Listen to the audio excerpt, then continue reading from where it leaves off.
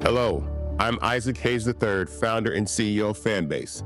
And right now we're accepting investors in our $17 million round to revolutionize the future of social media. Today, for just $399, you can own 60 shares of stock in Fanbase at $665 a share. Go to startengine.com/fanbase and invest today. While the big platforms have grown too massive and disconnected from their users, Fanbase is building a platform where creators and users truly come first. We've already raised $4.8 million from everyday investors who believe in this vision, and now you can join them. This is your chance to invest in a social media tech company with over 1 million users that is disrupting media by allowing anyone to reach all of their following and monetize their content from day one. The market is changing, big platforms are failing to serve their users, and Fanbase is stepping up to fill the gap. Don't wait until it's too late. Invest now. Invest for yourself and your future. Go to startengine.com/fanbase and own the future of social media.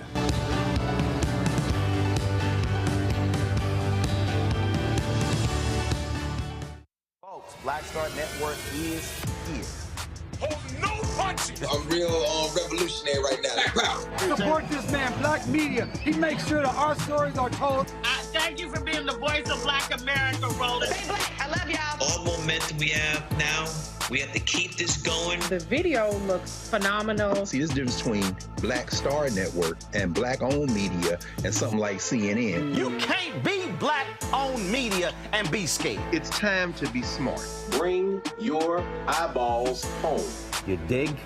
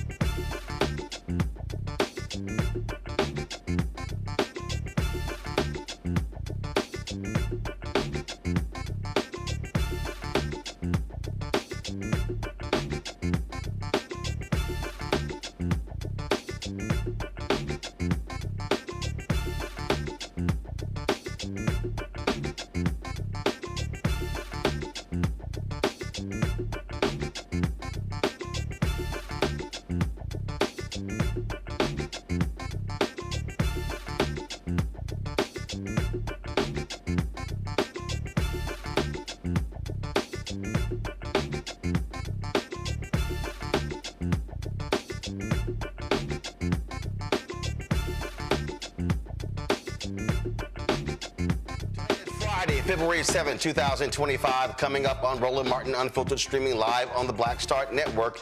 Democratic lawmakers were blocked from entering the Department of Education by Elon Musk's security team.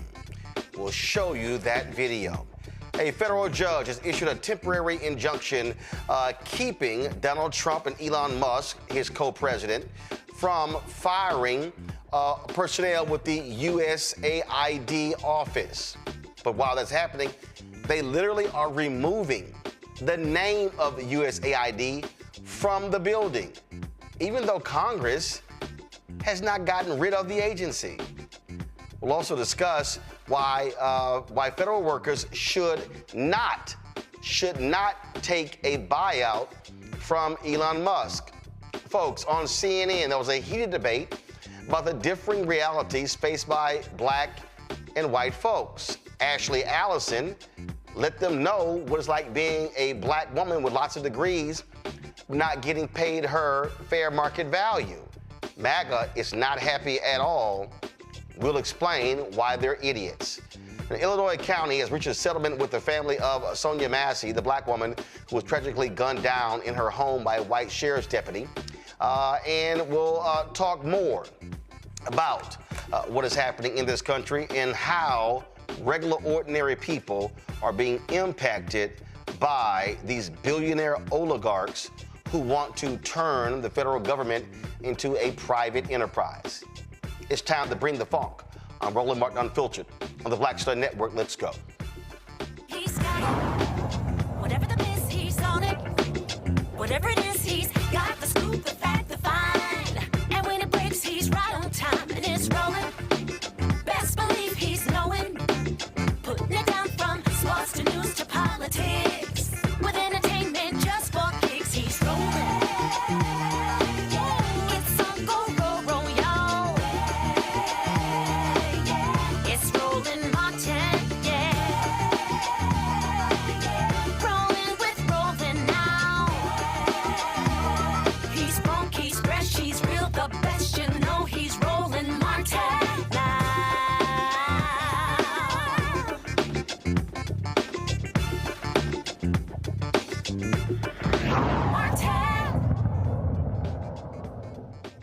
Folks, multiple members of Congress were denied, Democrats, let's be real clear, Democrats were denied entry today to the Department of Education headquarters. Not only were they denied entry, but the Trump administration had deployed federal law enforcement officers to stop them from coming in. About 100 Democratic lawmakers showed up at the DOE building in D.C., and this was the exchange. Members of Congress. Article 1.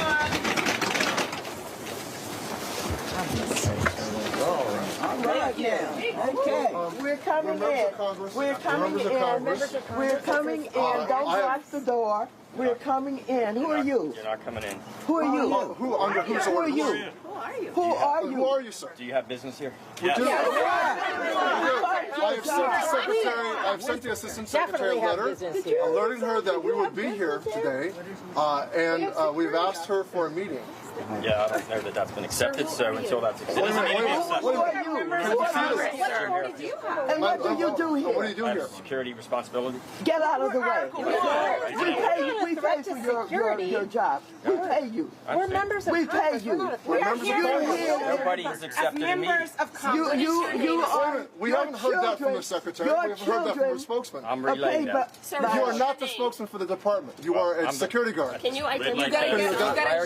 We're members of Congress. Where's your badge? Where's your badge? You don't have any identification. Where's your ID? Where's your ID? We are not. It's not good enough. We are not a threat to security. We're members of Congress, and we want to ask a question. We walk into the White House without having to go through magnetometers. Can we get someone? This is an outrage. This is an outrage. I'd like to speak with someone who works here. So what are you going to do? You're going to beat us up if we go in? I mean, you're going to, we want you to move out of the way. We're not steamrolling you. Get out of the way. This says all access that we can't Stand aside, sir. We're This members says of all Congress. access entrance. Please stand aside, sir. I'm not standing aside. Why not? Because my role is to make sure that... What authority do you have to block members of Congress from the oversight? We all have oversight responsibilities. What by what authority can you deny members of Congress their oversight role? You don't have a business reason to be here. You do not have authority, sir. You do not have authority. Access entrance. There is no authority for you to deny members of Congress their oversight responsibility. We're the If you have an appropriate. appointment and you're on a guest list, we will let you in.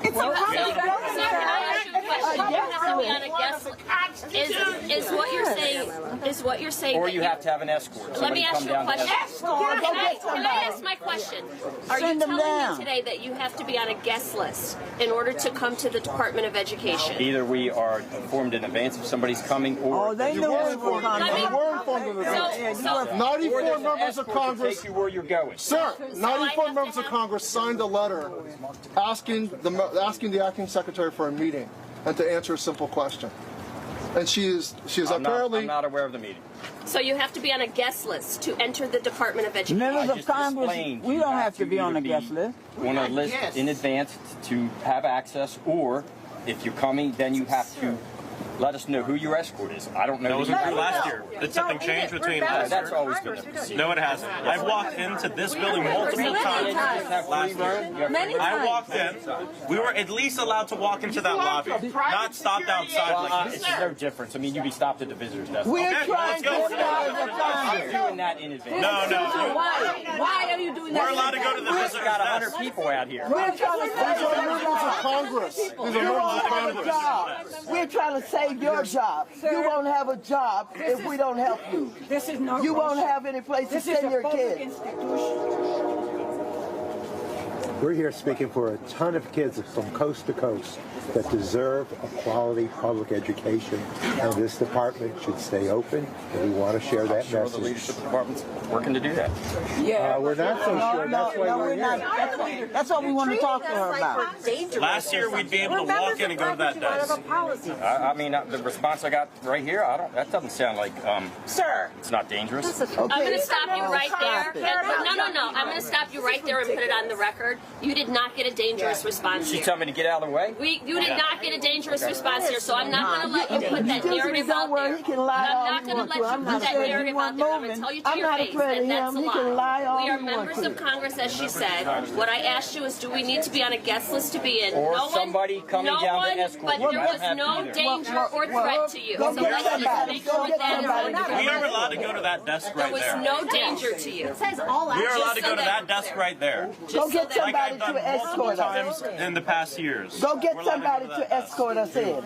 You know this The acting building. secretary, Denise Carter. Yeah, that's who we came to Or see. Get someone. chief of There's staff. no accepted meeting. So what?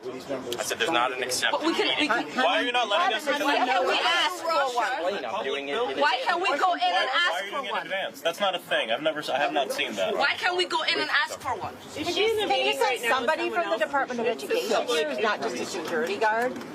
I've explained why you're not coming in. Well, are you prepared to stand here for 24 hours with us? Are you prepared to stand here all night if we decide to stay? I guess, yes. All right, well, you just stay right there. You just stay and stay. Why are you letting us go to that desk like we were able to do last year? He's not a U.S. employee. This is a public institution. Elon Musk hire you? So are you not aware of members of Congress who have responsibilities on? We're trying to save your job. He's not a federal employee. Just like I'm telling you. Can I see it? Show us your back here. Let's see. How do we know who you are? I don't know. I can't see it. Can we see your back? I'm a federal employee. We're allowed You're not showing us your back. we're allowed to go to that visitor's desk like we have been allowed to do in past years. We are allowed to go to that visitor's Now they're desk. bringing Department of Homeland Security. They should come out. absurd. They should come out. Yeah, let them come out. Let them come out. I know at a minimum, we have we are those allowed to too. go to that visitor's desk. We have one of those too, just like At you. a minimum. Why can't we get He does not have one of those. We have one of those. He ain't got one of those. We're members of Congress. Let us in. We'd like you to. We've always been allowed. Members of Congress. We want to have a meeting. Were you told to with deny members of Congress entrance into this building, sir? So there's no meeting. That's a good question. Were you told to Why did deny you call members the of Congress Department of into this Homeland building? Yeah. Security? This is absurd. Were you told to stand here? Yeah, were you told to deny members of Congress from entering this building? There's no business purpose to be here, so that's why. But Why was it our security? Why There's no business purpose. We are members of Congress. You say that with a Many of straight us are on face. the education committee. How could you say there's no Are you making a decision for the Department of Education on your own behalf, or were you told to come out here and block members of Congress? They know that we're here. Max, ask the question again. That's important. Were you told, are you making this decision to stand in front of this door on your own behalf, on behalf of the Department of Education, or were you told to come out here and block members of Congress from going to the desk? Doing my job. So everybody's what is that? We're doing our jobs. We're trying to save your It's non-responsive. Show them your ID. Were you told to stand here, or did you decide to stand here and block members of Congress from entering the Department of Education? to federal buildings. Members of Congress. We're allowed in there. So a private security contractor Do you know who members of Congress are? members of We're all members of Congress. Maybe he doesn't understand. Do you A private understand who security members of Congress are? contractor is making the decision to block members of Congress from a public access entrance. I don't think he knows. You have the what authority as a private Congress is security or what we do. contractor to block members of Congress. That has been knighted and granted to you. You have to at least let us go to the desk. Yeah. Too many goes out. It's made to Oh my, look at that. Who told you to do this? Open the door. I'll see you now. So do you understand who members of Congress are? I got it, yeah.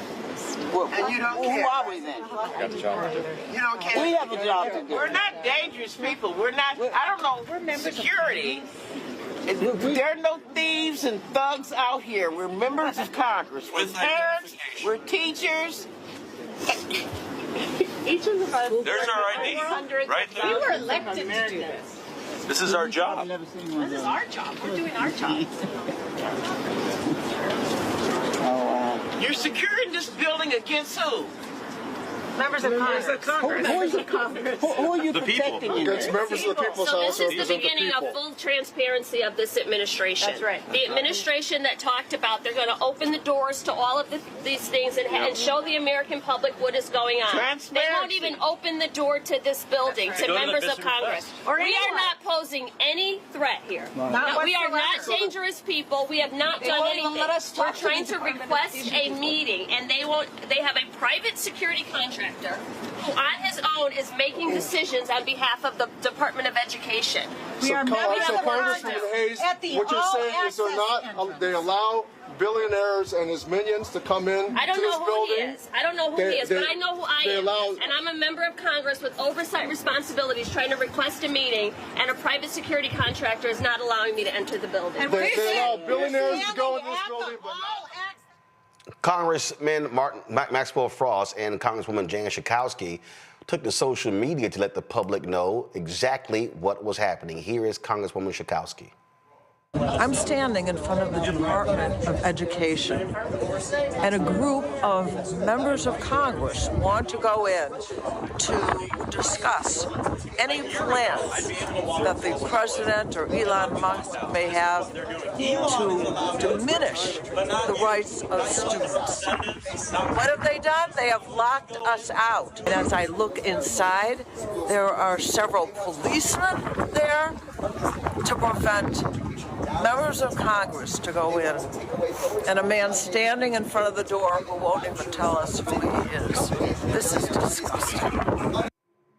Congressman Maxwell Frost also live streamed exactly what was happening. Hey everybody, I'm here with multiple members of Congress. We're here to go to the Department of Education to fight for education, and they have locked the doors. They're not letting us in. It says all access entrance. There's this random guy out here who's refusing to let us in.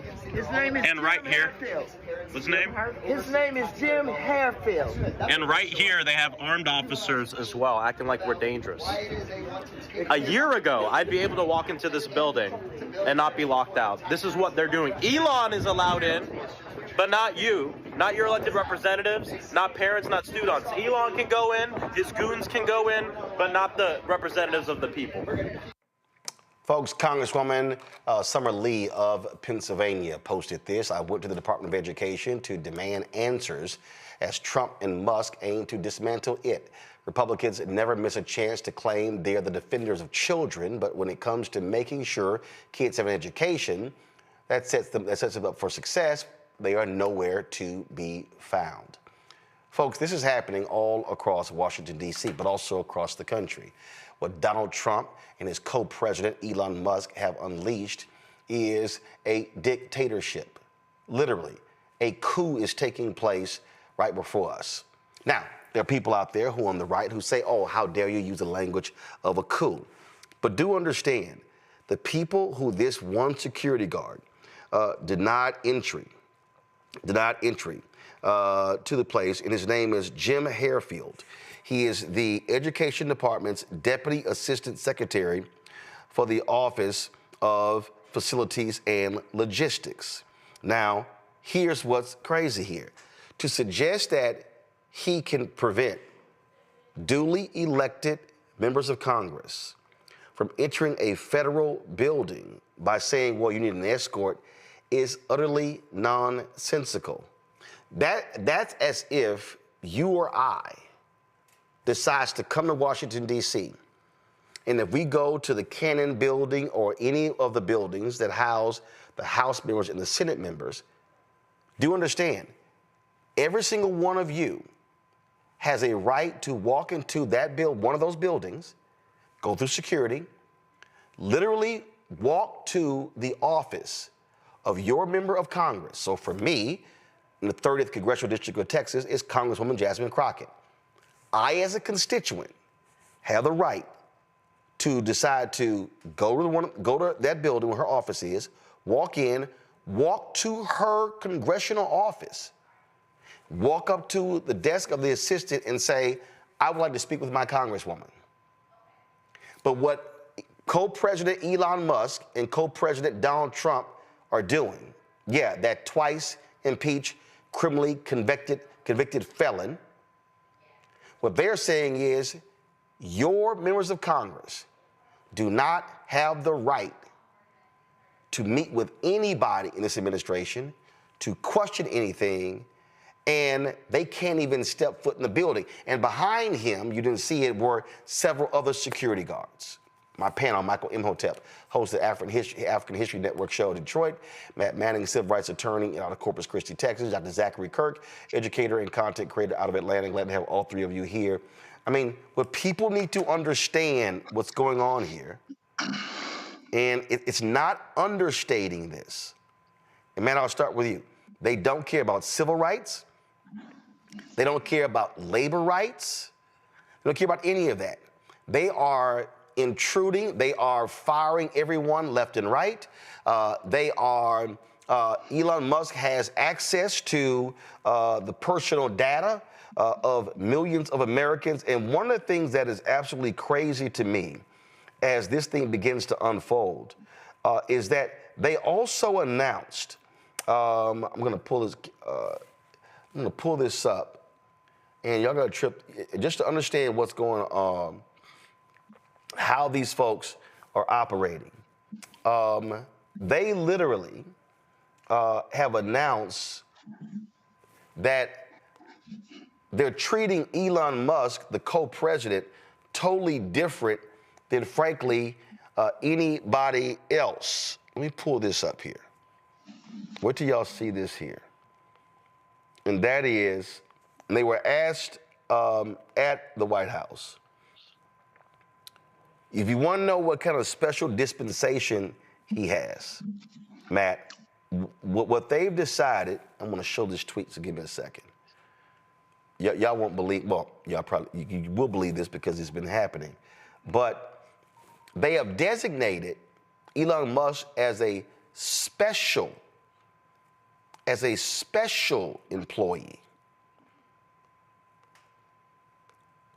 So he's listed as a White House official says Musk is an unpaid government employee who is not a commissioned, I'm going to pull up in a second, but who is not a commissioned, let's see if I can still try to get this up so y'all can see it.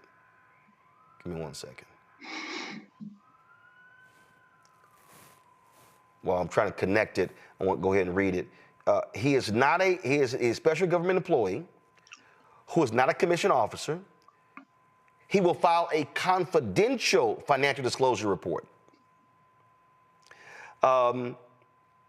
So his financial disclosure report won't even be public. But if you're a federal worker, yours has to be public. But he's an unpaid special government employee, Matt.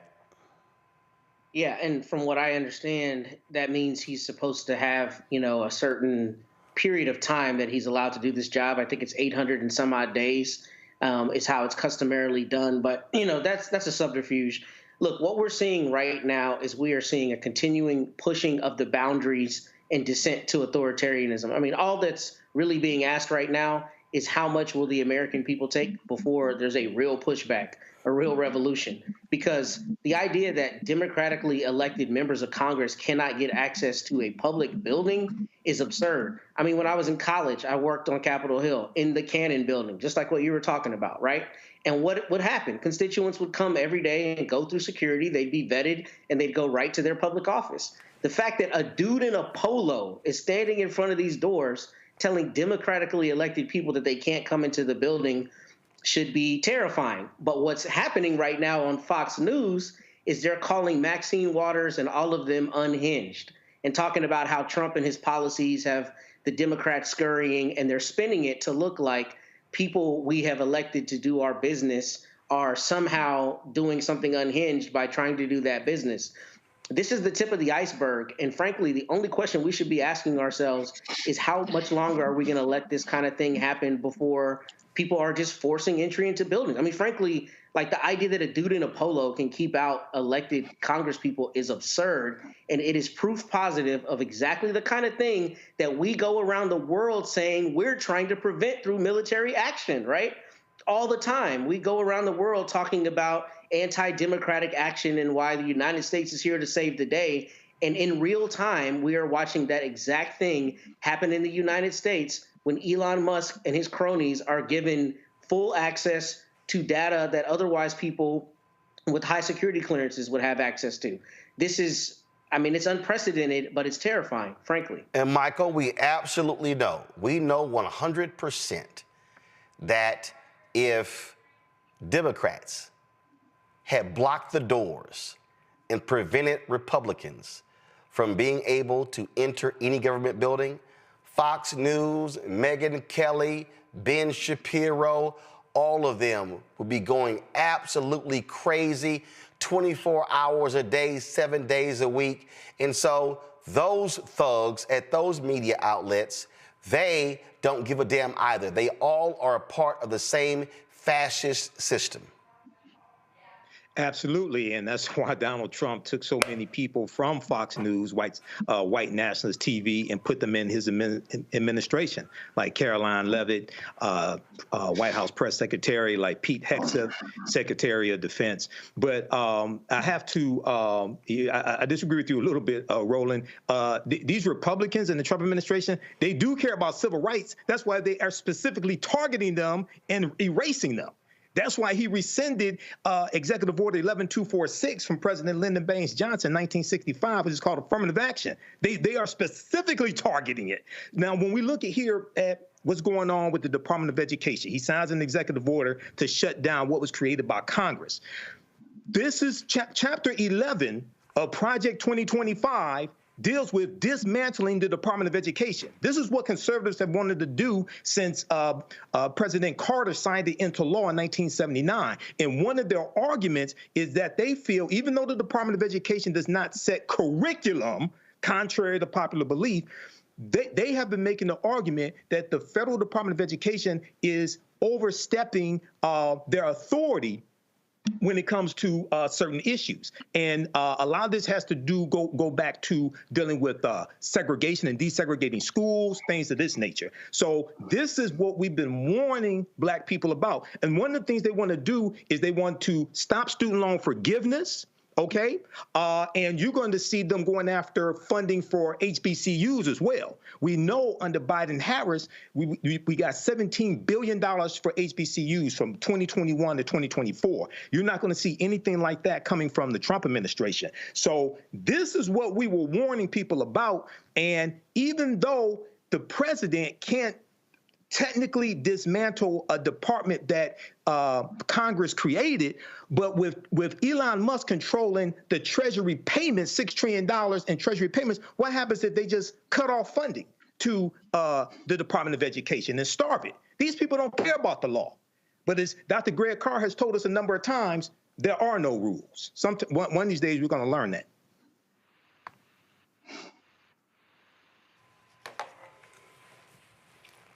Zachary? There are no rules. I agree 110% with Michael. Because if there are rules, it would be clearly made known that Elon Musk is in violation of the Hatch Act. Even as a special advisor who is unpaid or whatever the position that they've created for this man may be, he is in violation of the Hatch Act when he is sitting here doing 2,000 tweets in one day, as he did yesterday, while still being a part of a governmental agency. Even with limited responsibility to the Hatch Act, he's in violation. So what we're seeing is indeed a takeover. Like Michael said, it's a complete coup where we have this oligarch and his team, these multi-billionaires, coming in, dictating the needs and the wants and what's best for the American people, and a president who is co-signed to do it because he wants to ensure that he never went to jail in the first place for the crimes that he committed. So therefore, he was able to let these people buy their way into positions of power that they should have never been given. Congress has the oversight authority to monitor what's happening in governmental agencies like the Department of Education.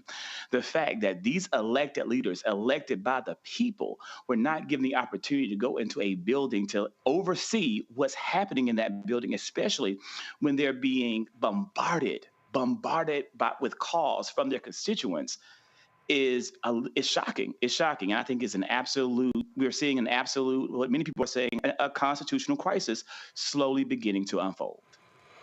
Well, absolutely. Again, they don't care about oversight. They don't care about anyone checking them. And so their whole strategy is to completely do whatever they want. And they want people, getting caught up in the games of DEI and other stuff. And what they're trying to do, they're making unilateral decisions as it relates to what needs to get funded. And again, outside of Congress. A little bit later, we're going to talk to Ben Dixon because they're trying to float this idea of taking government buyouts. Y'all, they don't exist. They don't exist. Congress hasn't authorized it. We're going to talk about that a little bit later. So lots to unpack on today's show. So we're going to get more into it, folks. When we come back, jobs report came. Y'all missed Joe Biden, huh? We'll tell you what the numbers look like. You're watching Roland Martin Unfiltered right here on the Black Star Network. Don't forget, support the work that we do. Join our Bring the Funk fan club. The goal is to get 20,000 of our fans contributing on average $50 a year. That's $4.19 a month, 13 cents a day. If you want to give via Cash App, use the Stripe app. This is the QR code right here. And so click Cash App for the payment. Send your check and money order to P.O. Box 57196, Washington, D.C., 20037 7-0196. PayPal is R Martin Unfiltered. Venmo is RM Unfiltered. Zelle, Roland at RolandSMartin.com. Roland at RolandMartinUnfiltered.com. We'll be right back. What's up, y'all? Look, Fanbase is more than a platform. It's a movement to empower creators, offering a unique opportunity for everyday people to invest in Black-owned tech, infrastructure, and help shape the future of social media. Investing in technology is essential for creating long-term wealth and influence in the digital age. The Black community must not only consume tech, we must own it. Discover how equity crowdfunding can serve as a powerful tool for funding Black businesses, allowing entrepreneurs to raise capital directly through their community through the Jobs Act.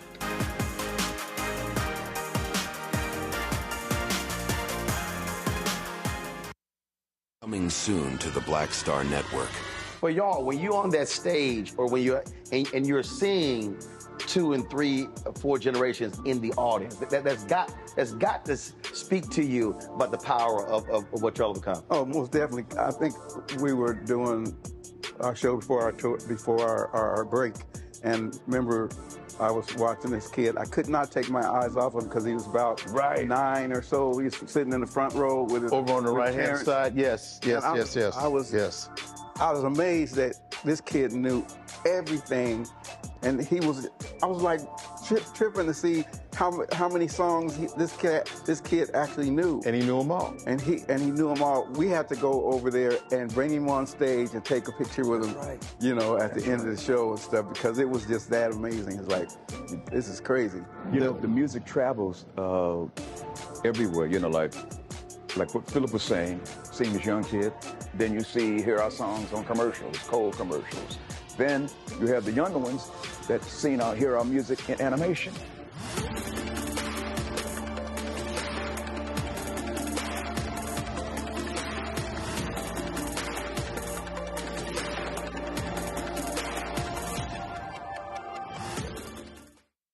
How you doing? My name is Mark Carey, and you're watching Roland Martin, unfiltered, deep into it, like pasteurized milk without the 2%. We getting deep.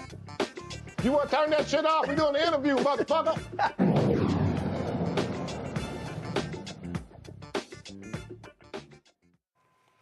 The downsizing of the U.S. Agency for International Development is currently on hold. U.S. District Judge Carl Nichols has halted the plan to reduce the workforce from more than 5,000 employees to just a few hundred. Earlier this week, about 10,000 USAID employees, excluding essential personnel, were notified that they would be placed on administrative leave starting at the end of Friday.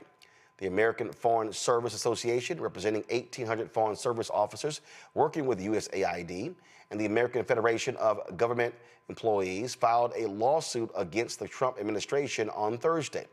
The legal action came after the administration announced that thousands of USAID employees will be placed on administrative leave beginning at 11:59 p.m. on Friday as part of a broader initiative by Donald Trump and tech billionaire co-president Elon Musk, Department of Government Efficiency, which actually doesn't even exist, not a real department, to reshape the federal government. Speaking of jobs, folks, the U.S. added 143,000 jobs in January, fewer than economists expected, while the overall employment rate inched down to 4% from 4% to 4.1%. The black unemployment rate rose to 6.2%. For black men, it jumped to 6.9%. Black women stayed at 5.4%. Morgan Harper, the Director of Policy and Advocacy at the American Economic Liberties Project, joins us from Columbus, Ohio. And Morgan, I'm sure those black men who were just trumpeting Trump, I wonder what they got to say now. Well, I mean, yeah, that is the biggest jump that we saw in these numbers is black men unemployment. The other group that we saw jump was Asian Americans. You know, as I say every month, Roland, when we talk about these numbers, it's important to note that it is just a spot in time. So we have to kind of see if this ends up being a trend. But certainly it is saying something that black men were the only group to see this high of a jump among all the different populations that are being surveyed. And so what were they expecting the job number to be? Was it exceed 200,000? And so what happened? Well, you know, it's not entirely clear. I mean, yeah, so they did have to revise down some of the job numbers from the end of this past year, but it did seem like this number wasn't too far out of line from what people were expecting, and the market's kind of reacting accordingly. And so, you know, I think the conventional wisdom here was if we were seeing numbers that were suggesting job additions of under 100,000, that probably would have been cause for a lot of alarm. Or if there were more than 200,000 jobs, then that also would have felt out of whack from what people were expecting. But based on this number in the 140,000 range, it's on par with what people were expecting. We did see also wage growth, but it's certainly not a sign of the economy is amazingly strong and we have nothing to continue to watch. I think there's going to be a lot of people that are going to have to, you know, myself included, that are going to continue to follow these numbers very closely, because there's obviously a lot of uncertainty that has entered the whole economy, as well as we have a new president who is making changes to economic policy pretty much every day. And so, you know, how businesses react to that, how consumers react to that in terms of their comfort level with spending in the face of that uncertainty and just flurry of activity kind of remains to be seen. I think the other thing to note that's interesting here, and we've talked about this a bit before, is among the sectors that are driving growth, they usually are the same sectors healthcare, or at least for the past few months and a couple of years, healthcare, government jobs, and and especially calling out that government job category. Now, of course, there's lots of different levels of government, but seeing some of the early moves from the administration to also limit the federal workforce, it'll be interesting. And it's too quick for these numbers to reflect how that might be having an impact, but it'll be interesting to continue to monitor this and see how the job growth data is impacted by these types of federal policy changes that are happening at the government level there. Just curious, how did Fox News and Fox Business respond to this report? Because, under Biden-Harris, it would be, oh my God, it's alarming that it was less than expected. Are you asking me, or are you showing a clip? Yeah, no, I'm asking you. What did you see any response? No, I didn't catch that. I'm just curious to how the right wing, who lost their mind even when numbers were adjusted downward under Biden-Harris, how they operated. So I was just curious if you saw any of that. I haven't seen that, but I do think you're right that. I guess I could imagine perhaps what the coverage was there, very likely to be less critical than anything that was happening in the Biden administration. And look, I mean, I do think that it's pretty typical at the beginning of a presidential administration that, not just Fox News, but a lot of different outlets are, going to see how things develop and give it a little bit of time. There's a new, president in office elected and how that all plays out. I think it's fair to say that what we've been seeing in the first couple of weeks in this administration are pretty unprecedented, just with the flurry of activity. Take, for example, another topic that we've discussed, trade. I mean, to both impose a tariff and then also remove that tariff in the span of a week. And today, for example, deciding to remove one of those tariffs after having a meeting with the CEO of a company that is directly impacted by that tariff. This is not what we would normally expect from an economic policy team or from the president. So I'm curious here. Today's report reflects the whole month of January, correct? Mm-hmm. Okay, so which also is a part of the Trump folks as well. I mean, I just love how they're trying to spin this by trying to blame it on Biden-Harris. That to me was what I found to be hilarious. But again, that's what they do. They will never ever actually accept blame. In fact, go to my iPod. This was Fox Business. Today's jobs report reveals the Biden economy was far worse than anyone thought and underscores the necessity of President Trump's pro-growth policies. And then they claim that they have been plugging in government jobs left and right to make the numbers look better. But the reality is the growth that we saw was actually in healthcare and retail. Yeah, and again, look, I mean, this is going to be this is the time for a new administration to show they have presented a vision for the country of what's necessary to spur growth, just like you saw in that statement, and we'll see how that pans out. I think that it's, again, fair to say, I mean, this isn't a partisan observation, that there are a lot of people in the administration that are very tightly connected to Wall Street, big finance, and they have very different policy priorities from the average American, and certainly very different economic situation. So, today also we're seeing attacks on the Consumer Financial Protection Bureau, an agency that's returned billions of dollars to consumers all over the country. It has a budget of about $800 million, and it's not entirely clear, even if your goal is government efficiency, why that would be a target. But setting that aside, I mean, this is an agency that's actually putting money in people's pockets that they can then spend, buy things, spur the economy, and continue to keep businesses in good shape. So yeah, but the problem with that is that they hold big business accountable, and Republicans actually hate that. That's why they've never liked it. They always wanted to get rid of it because they don't like being held accountable. And so, and the last thing they want, these businesses, they don't want to see workers, Americans, consumers being taken care of. It's also why even Democratic billionaires wanted to get rid of Lena Khan at the Federal Trade Commission. And so, again, the money, whenever the money people on the Democrat and Republican side are agreeing to get rid of somebody, they probably are doing a great job. Well, and here's an interesting thing there too, Roland. I don't know if you've been seeing some of the observations from Steve Bannon, certainly one of the main leaders of MAGA movement. And he's been out there saying he doesn't agree with the big tech billionaires that seem to be running, including Elon Musk, that seem to be having not even disproportionate amount of influence. They are actually side by side in implementing the president's agenda, though not technically members of the government, and supports and thought that Lena Khan should have had more power. So yeah, it's very interesting. I think you're exactly right that we see on both sides of the aisle the corruption and the corruptive impact of money in politics and policy making.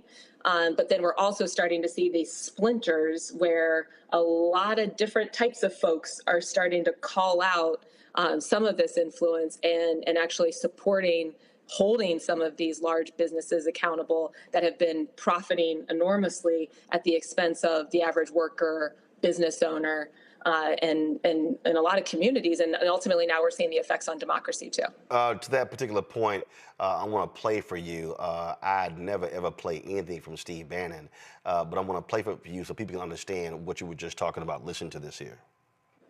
Neo-Brandesian when it comes to the Justice Department and antitrust.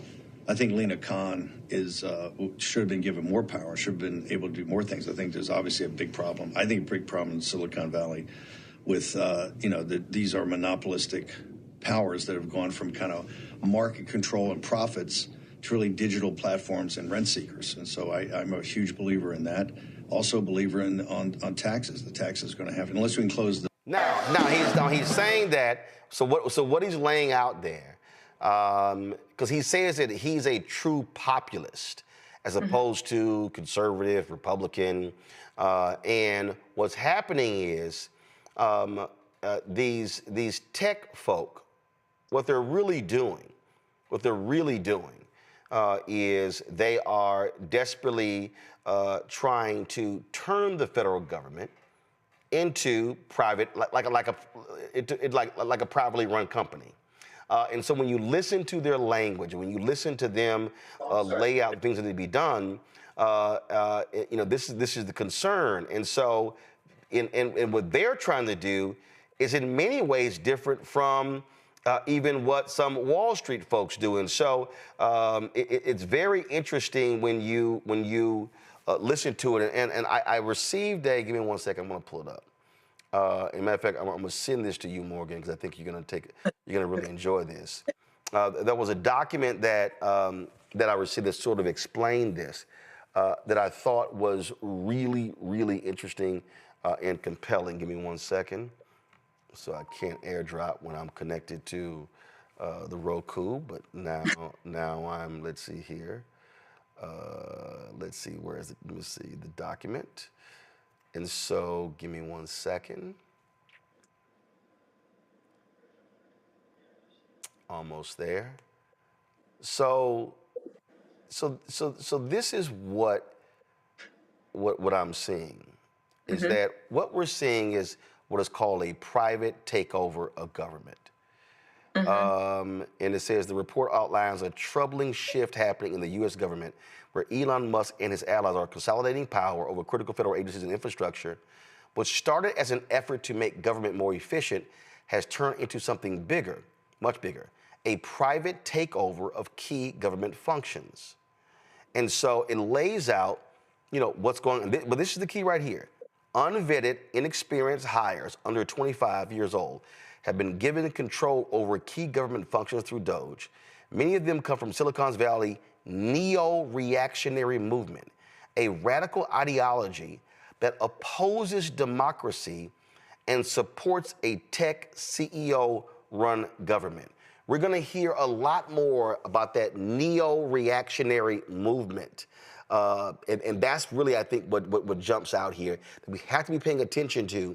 And folks like Peter Thiel and others, they are so hell-bent on Bitcoin and crypto because they want to impact it. They want, frankly, they don't want the supremacy of the American dollar. So these folks are not the same, and I know it may sound crazy, as traditional Wall Street folks. I think that's right. But so there's a lot to unpack. And so I don't know how much we're going to do on that today. But I think the point that these guys are a different breed than your run-of-the-mill Republican is absolutely right. How do we know? Steve Bannon, who is certainly has identified as a conservative for his entire life, I believe, is calling them out as a major problem for the security of the United States. That tells us something. The fact that we saw so many of the tech billionaires at the Trump inauguration front and center is a pretty strong indication of their influence over our government. Elon Musk giving $250 million to 300. Okay. $300 million to Trump's campaign, and pretty much, a pay for play situation here at exercising this type of influence. And he clearly has a lot of personal interest. Why is he not a part of the government? Well, if you're not a part of the government, then you continue to run your businesses. He has a lot of personal interest in getting contracts from the government, particularly in the defense space, not just him, but also people who are very closely connected to him. For example, in Ohio, our state government is giving a contract to a drone defense company, the owner of which is close friends with Elon Musk and also the brother-in-law of Matt Gaetz. So, there's a tangled web that has been woven that we all need to be paying attention to and start to understand the different strands of, because this is a major, major threat. The only thing and this is where I would think probably a whole different conversation is on the dollar and how much it has served us to have the dollar be considered the reserve currency for the entire globe. That does have impacts on things like inequality, but that's probably a whole nother conversation. The only thing I would also add, just in terms of political observations on this whole thing, is, it is a little tricky. I mean, a lot of people who did vote for Donald Trump, and, though the mandate, so to speak, is perhaps not as strong as he and his supporters would have us believe, it is people who voted with this idea that he was very open about wanting to trim the government and make the government more efficient. So I think that's where it's going to be very hard for people to follow, well, is it this more efficient that we're getting rid of certain agencies like the CFPB? Is that duplicative? But we have to stay really focused on what are each of these agencies doing? Who is afraid of them? Who is not on the side of wanting to have someone that's going to look out for consumers and make sure that medical debt isn't ruining their finances, for example? That's what the CFPB was doing. If you're against that, then you're pro healthcare and Wall Street billionaires. Straight as that. But I do think you're right. Overall, the Elon Musk of the world are kind of playing a whole different game, and that's something that we all need to get smart about.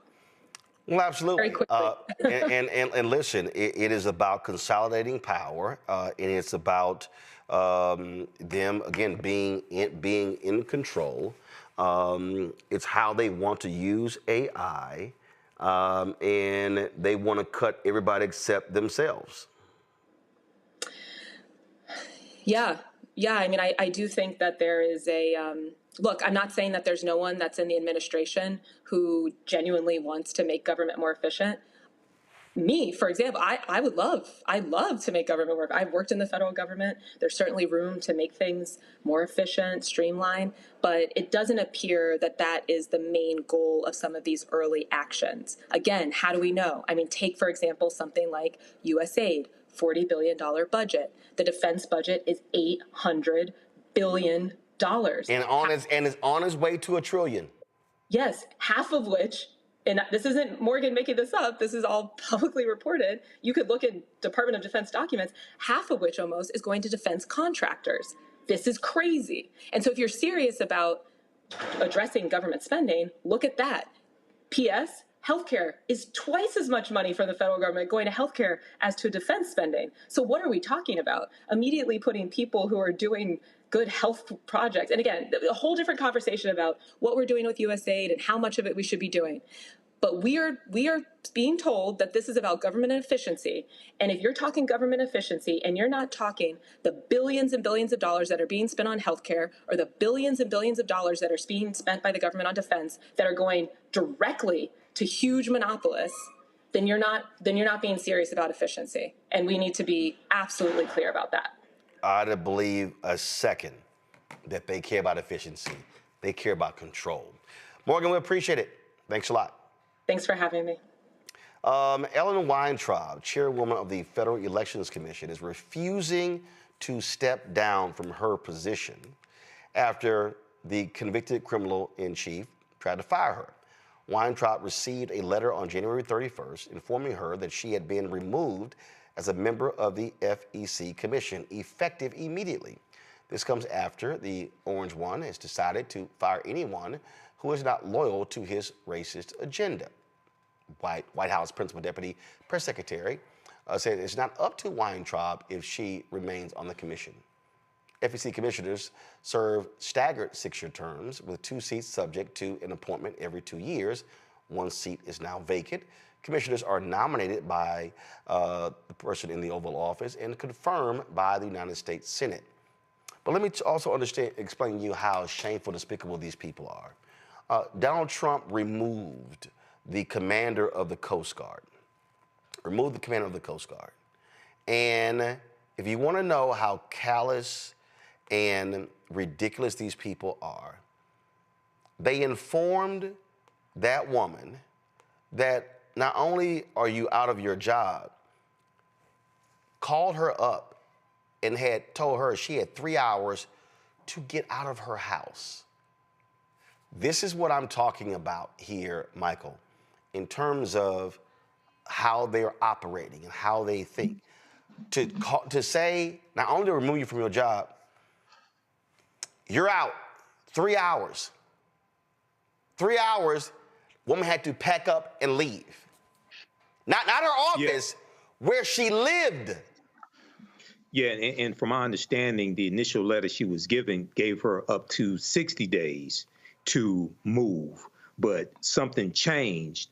And this is just petty, vindictive Donald Trump. Now, the reason that was given for her firing was they said that she was focusing too much on DEI, diversity, equity, and inclusion.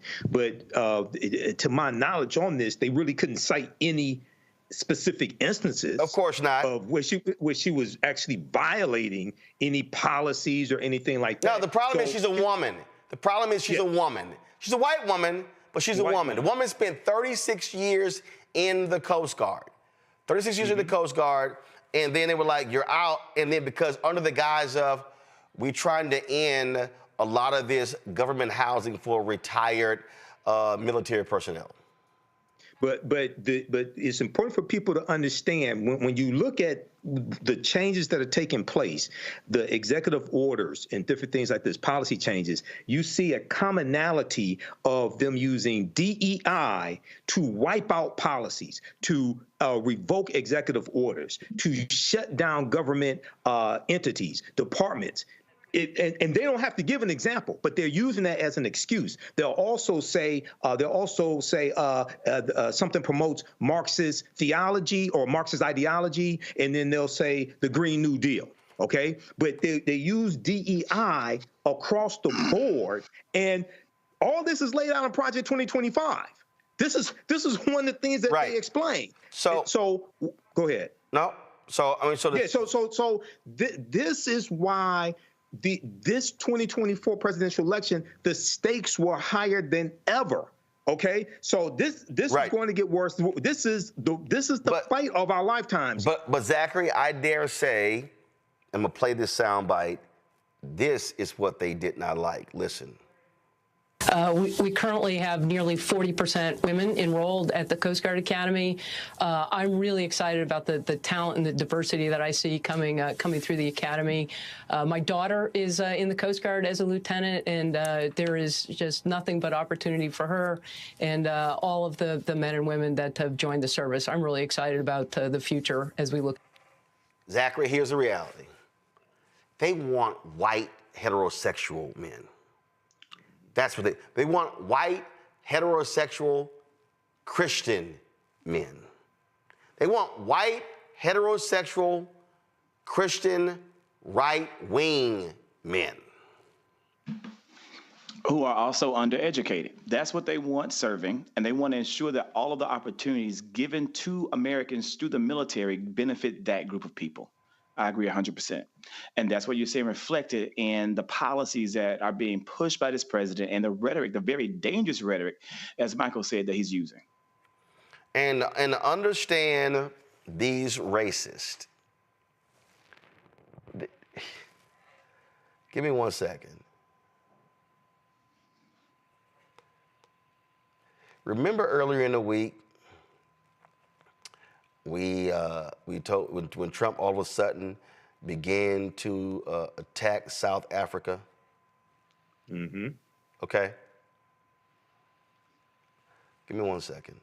Pull up the breaking news banner.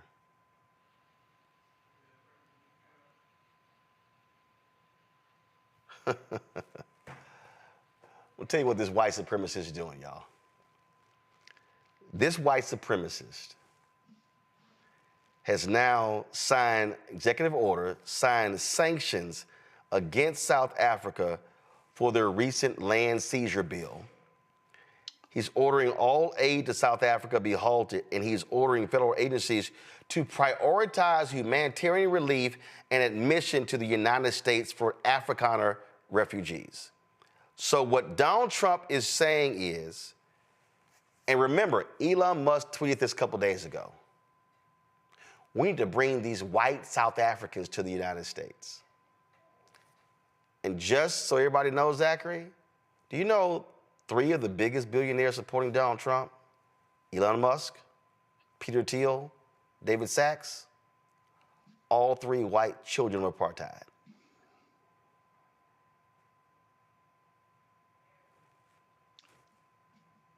That's shocking that in the same week that our president and our government decided to deny continuing to fund humanitarian aid and relief to the people of Gaza, a land that he got on a national stage and said that he wanted to take over to further colonize.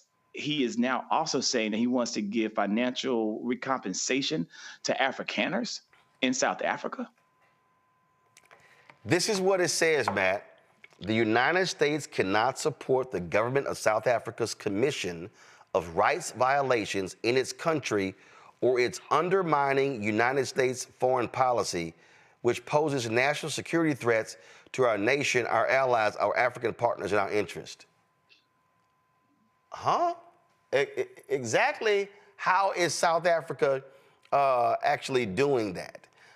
And so, again, he lays out in here policy.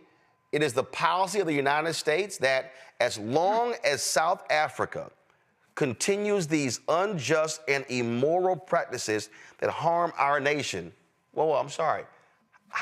How does South Africa's land law harm us? The United States shall not provide aid or assistance to South Africa, and the United States shall promote the resettlement of Afrikaner refugees escaping government-sponsored race-based discrimination, including racially discriminatory property confiscation. Y'all, remember when he was trashing the Haitian immigrants? What he's saying is, hey, all of you white people from South Africa, welcome home to the United States, Matt.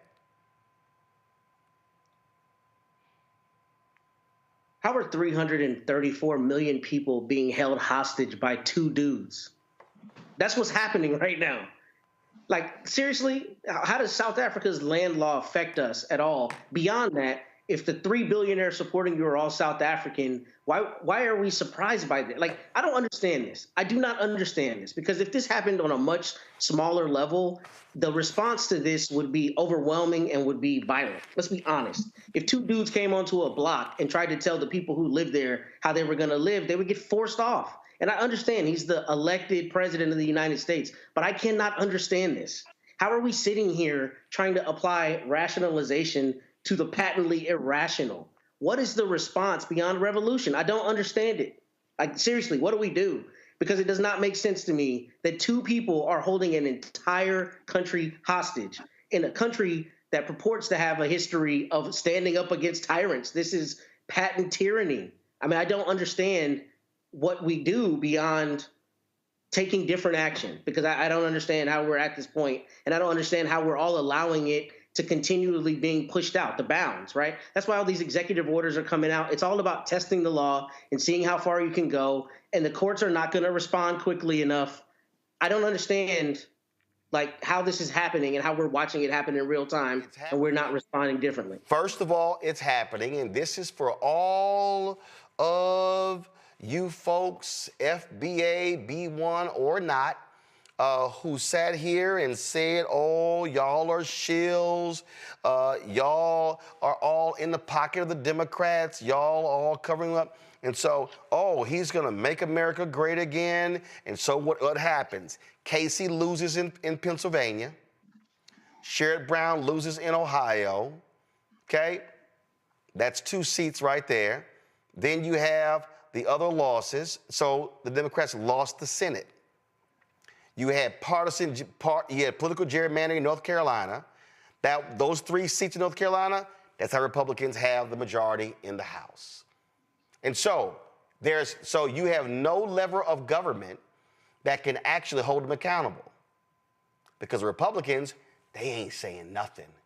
And they're not going to say anything. No, they're encouraging it. Yes, they're not going to say a word. Yeah, and many of them are cowards. Many of them are afraid of Donald Trump. They're afraid of the 1,500 domestic terrorists that Donald Trump gave a pardon to and released. But let me just tie a few threads together. This makes perfect sense. The reason why, if you go back, I think it was 2018 when Donald Trump was president before. He wanted white folks to come in. He said, why are we having people come from S-hole countries like Haiti and things like this? He said, why can't we have more people come from countries like Norway? Okay, he wanted to increase the numbers of white immigrants coming to this country. He talked about in October 2024, I think it was, he put out a video. This is leading up to the November election. He put out a video saying that he would give reparations in this country to white people that were harmed when it came to discriminatory practices in the United States. Okay.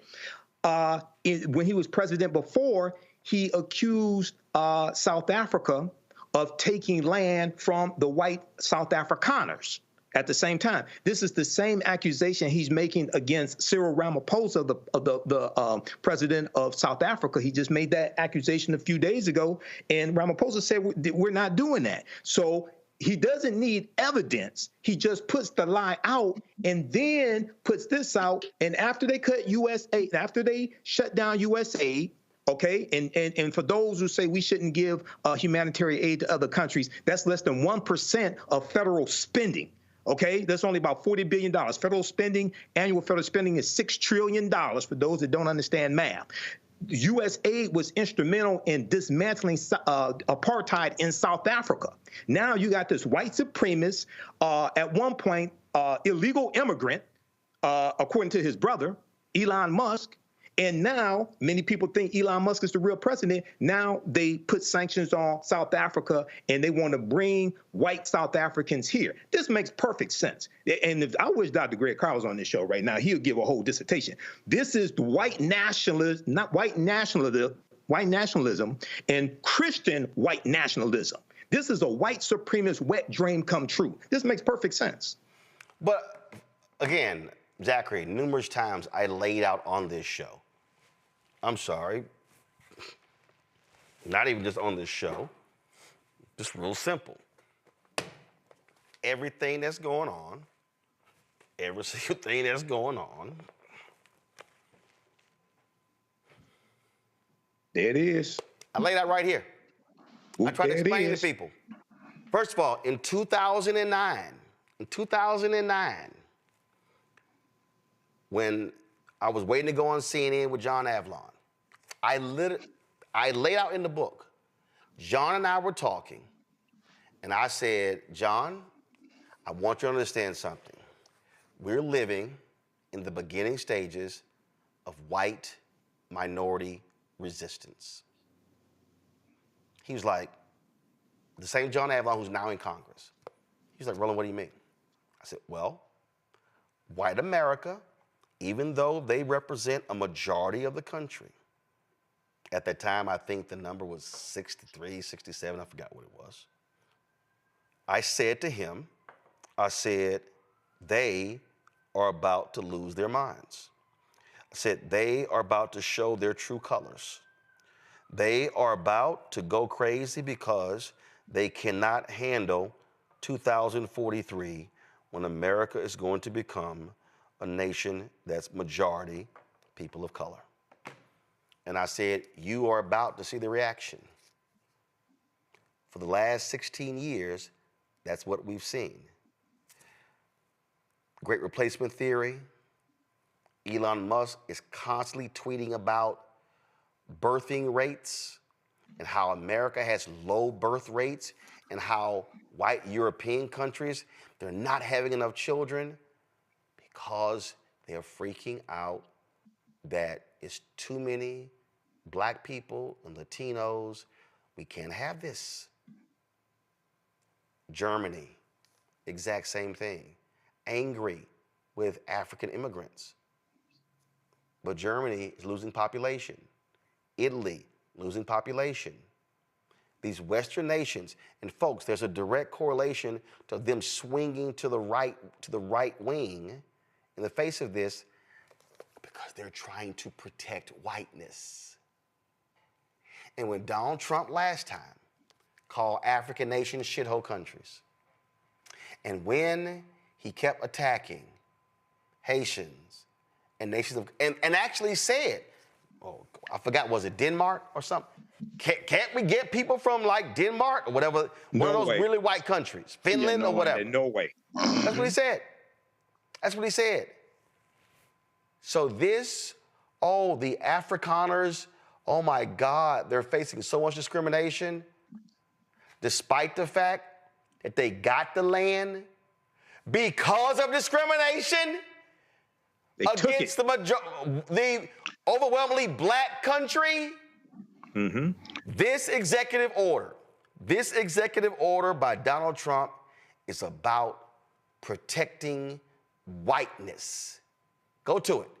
It's about protecting whiteness. And the person who, y'all know that boy, I don't know nothing about this. The person who is driving this is the child of apartheid. The man who became of age in the racist apartheid system in South Africa, Elon Musk. And what federal agency played a huge role in ending the racist apartheid system in South Africa? USAID. Y'all, we told y'all about this. We told y'all what these white supremacists were trying to do. We kept saying it, but way too many folk, nah, we gonna pick the couch. Nah, we gonna sit this one out. We gonna teach y'all a lesson. Really? Really? It's actually happening, folks. White supremacists and white nationalists are in control of the government. And do understand, did we tell y'all the other day with regards to one of Elon Musk's tech guys who was fired because of racist tweets? Mm-hmm. Did y'all see what happened today? Did y'all see? Did y'all see where Donald Trump? Did y'all see where his Vice President, J.D. Vance? Did y'all see what happened? J.D. Vance came out with tweets saying, you know what? I really think he needs to be rehired. I just think that, you know what? This is the Mediaite story. J.D. Vance angrily defends call for Doge to rehire racist troll who called to normalize Indian hate. And he just made a mistake. he just made a mistake. You know, it's just, you know, he goes, here's my view. I obviously disagree with some of Ella's posts, but I don't think stupid social media activity should ruin a kid's life. We shouldn't reward y'all listen to this. We shouldn't reward journalists who try to destroy people. Y'all, the Wall Street Journal reporter dug up the tweets. So he's now putting it on the reporter. We shouldn't reward journalists who try to destroy people ever. So I say bring him back.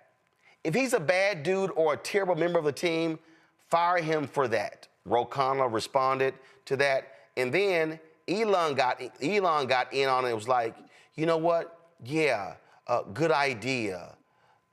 Yeah, you're right. Guys, they want the racist working for them.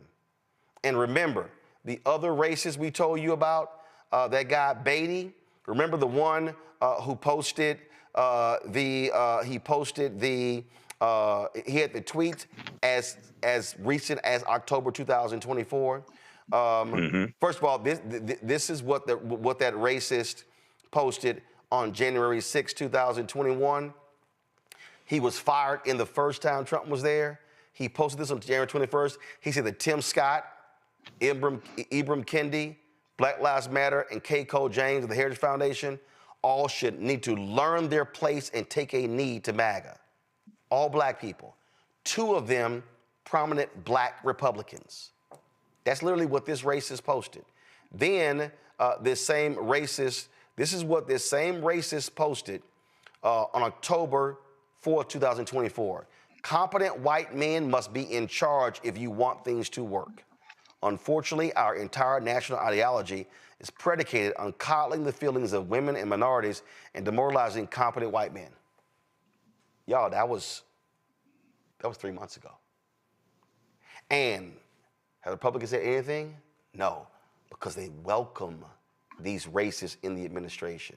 They welcome them. And you know what I did? I actually sent a tweet to Pastor Darrell Scott because he was constantly sitting here, trying to call other folks out. And so I literally sent him and I said, well, are you going to say anything? And no, I want y'all to, come on, right now, go to my iPad. Look right here. I have personally texted him my response. Do you see anything? Do you see anything from Pastor Darrell Scott condemning the hiring of racist white people in the administration? Not a word. Now, he called out Charlie Kirk for his attacks on the Civil Rights Act and MLK. I applaud him for that. But now that Trump is there, his boy, who he can call on the phone, he ain't saying a word. They want the racist in the administration. This is their agenda. Going to a break. When we come back, if you're a federal worker, do not take a buyout. It is a trap. We'll explain next on the Roland Martin Unfiltered on the Black Star Network. What's up, y'all? Look, Fanbase is more than a platform. It's a movement to empower creators, offering a unique opportunity for everyday people to invest in Black-owned tech, infrastructure, and help shape the future of social media. Investing in technology is essential for creating long-term wealth and influence in the digital age. The Black community must not only consume tech, we must own it. Discover how equity crowdfunding can serve as a powerful tool for funding Black businesses, allowing entrepreneurs to raise capital directly through their community through the Jobs Act.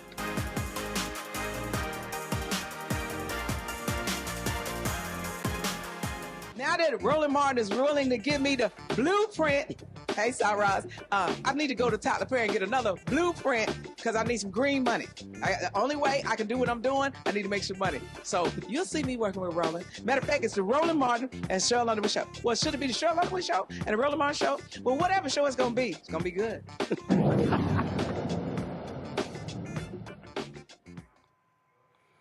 Folks, millions of federal workers are deciding whether to accept or reject the buyout offer that Elon Musk has presented to them. Critics say the offer is a bad deal because the criminal-in-chief, Donald Trump, is not authorized to make that kind of deal. Remember, Congress must approve something like that. Ben Dixon is a pastor, political commentator, author of God is Not a Republican, joining me now from Atlanta. Ben, this is real simple. So y'all have this campaign that y'all are focused on, and pull the graphic up, Ben's graphic, y'all. No, that's the book. So we were late showing the book, y'all. Show me the graphic. They're promoting, they're circulating for people not to actually sign this. Do y'all have it?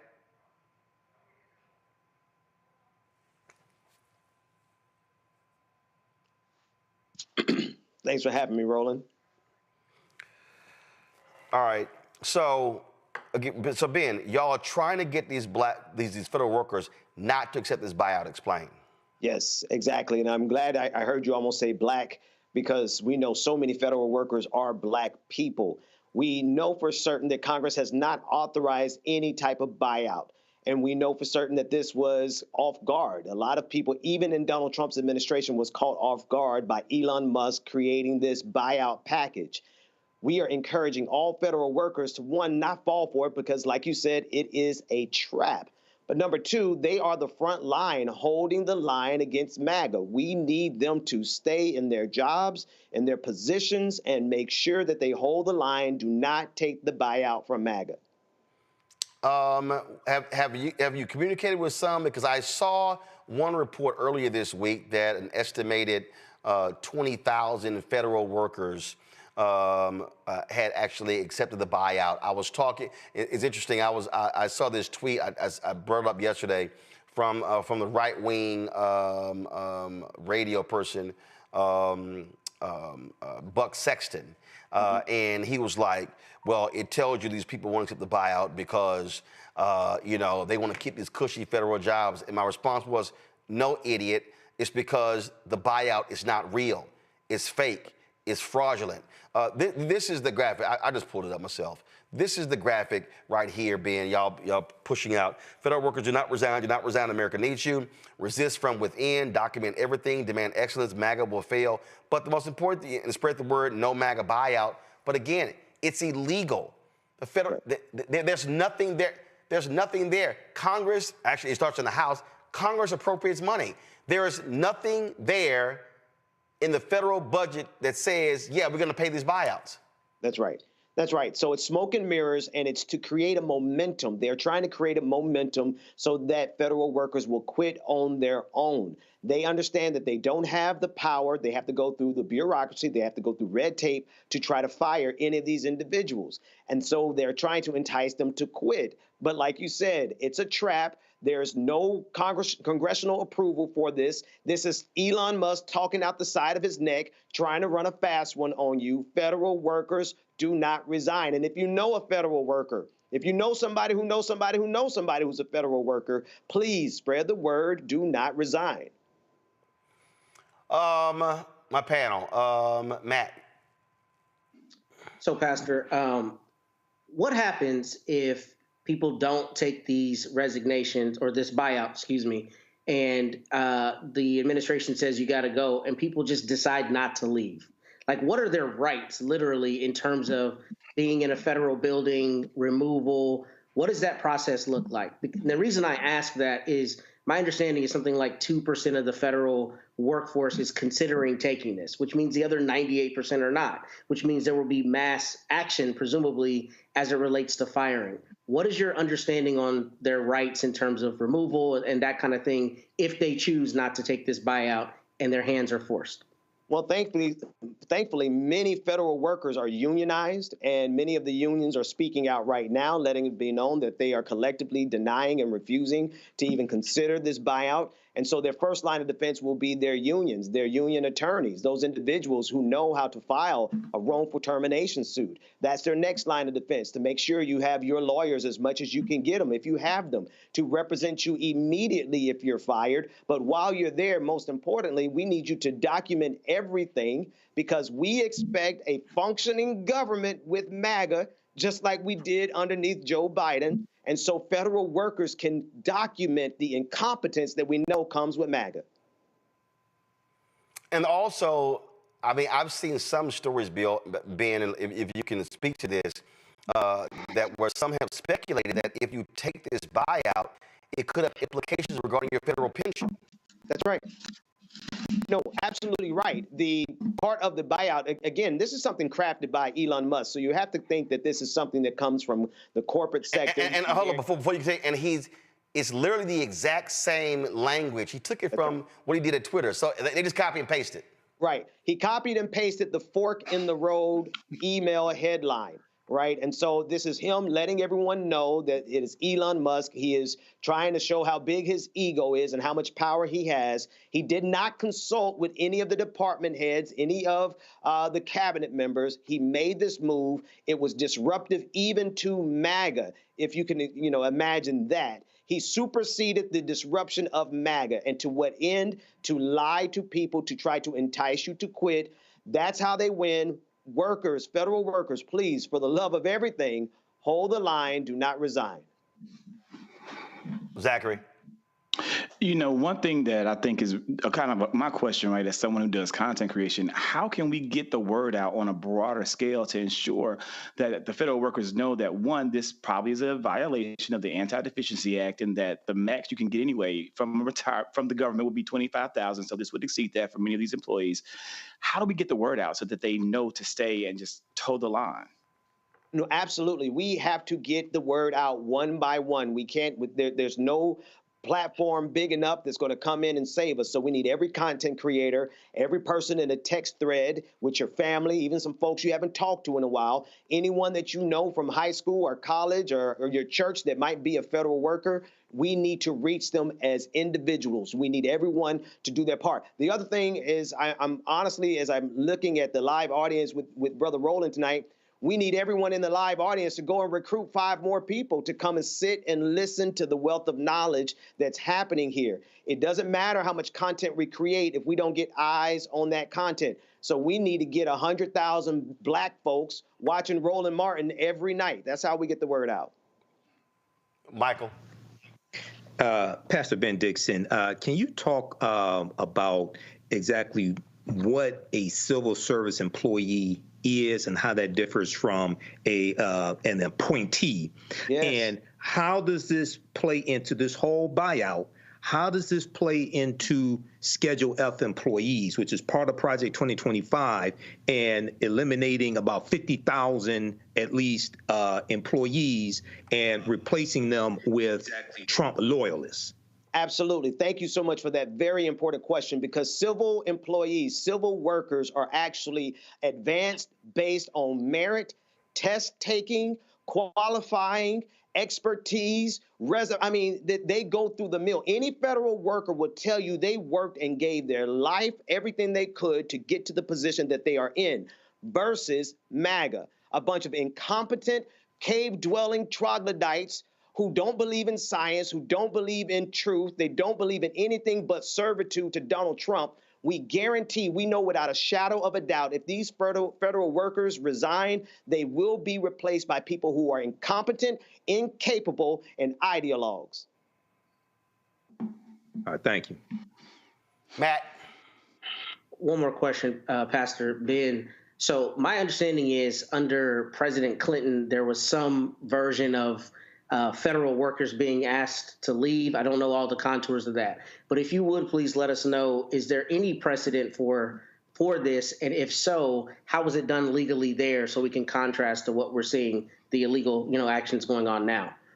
Not at this scale and not in this magnitude in terms of who's doing it. Elon Musk, the request goes against most of the policy, which requires a 30-day notice in any case with federal workers. That's the baseline, not to mention whatever the unions have. On top of that, there are layers to this being done. However, if they could just get everyone to quit, then they don't have to go through those layers. And so how would it absolutely look? Actually, one second. I actually have the answer here. So a fact check was done on this here. And go to my iPad. Did Clinton set the precedent for mass federal workers? Trump fans say his plan for federal worker buyouts is not new. In the early 1990s, Bill Clinton See, I want y'all to hear this. This is the operative phrase. Bill Clinton signed an act allowing $25,000 buyouts for federal workers.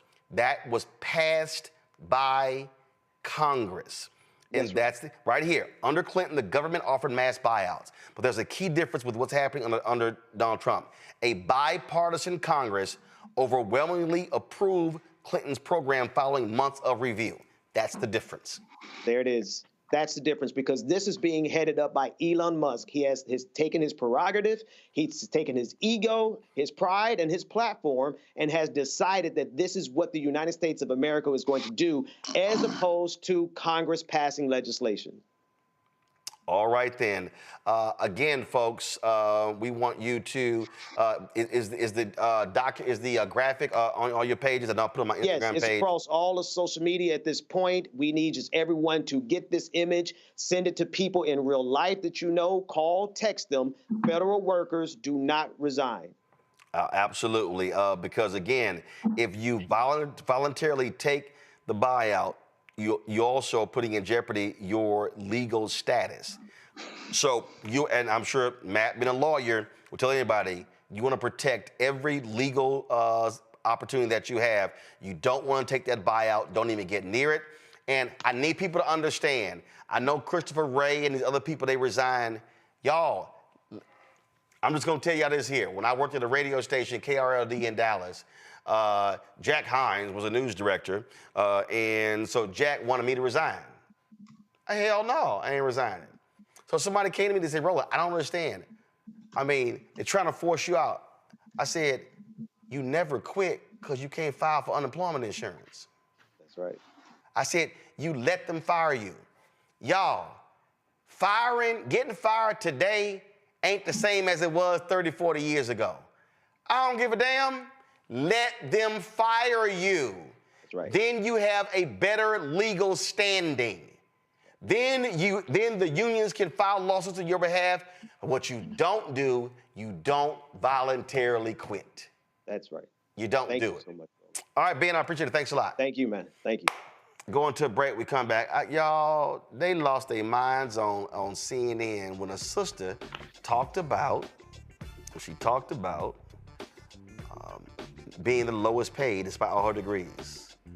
Now MAGA's coming after Ashley Allison.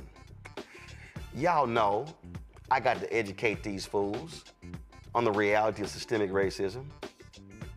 That's next on Roland Martin Unfiltered on the Black Star Network. Don't forget, support our work. Join our Bring the Funk fan club. You want to contribute via Cash App. This is the QR code for Stripe. To do so, if you're listening, go to theblackstarnetwork.com. Folks, you can also see your checking money order. P.O. Box 57196, Washington, D.C. 2003 7-0196. PayPal is R Martin Unfiltered. Venmo is RM Unfiltered. Zelle, Roland at RolandSMartin.com. Roland at RolandMartinUnfiltered.com. We'll be right back. Hello, I'm Isaac Hayes III, founder and CEO of Fanbase. And right now, we're accepting investors in our $17 million round to revolutionize the future of social media. Today, for just $399, you can own 60 shares of stock in Fanbase at $665 a share. Go to startengine.com/fanbase and invest today. While the big platforms have grown too massive and disconnected from their users, Fanbase is building a platform where creators and users truly come first. We've already raised $4.8 million from everyday investors who believe in this vision, and now you can join them. This is your chance to invest in a social media tech company with over 1 million users that is disrupting media by allowing anyone to reach all of their following and monetize their content from day one. The market is changing, big platforms are failing to serve their users, and Fanbase is stepping up to fill the gap. Don't wait until it's too late. Invest now. Invest for yourself and your future. Go to startengine.com/fanbase and own the future of social media.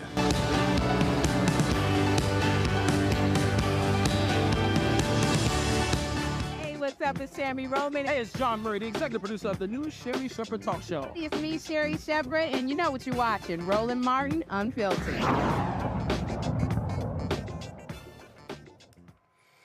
So on CNN, they had a hot conversation dealing with the issue of DEI, other thoughts, and Ashley Allison, who was a commentator on the network, you know what? She went back and forth with him, talking about her experience in the workplace.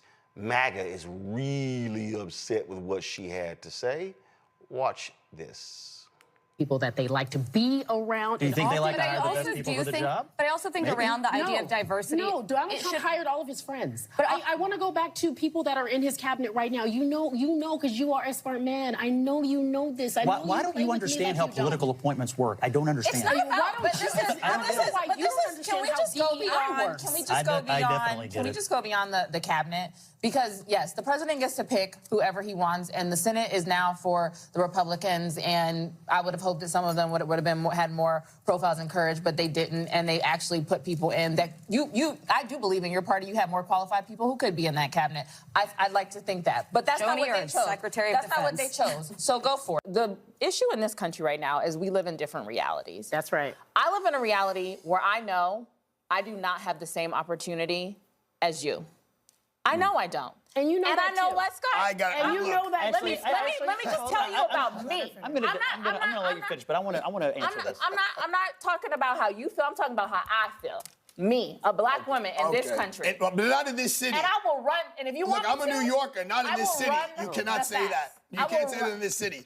I'm not talking about New York. I'm talking about actually right here. I got a law degree, a master's, and 2 bachelors. Probably more education than all of y'all added up together at this table, Fine right? by me. And I have always been the least paid person on payroll at every institution I have worked in. And it's not Even in the White House?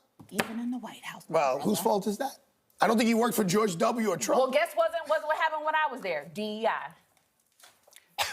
Scott. Look. I'm head Scott. Look, you're my friend. I respect you tremendously.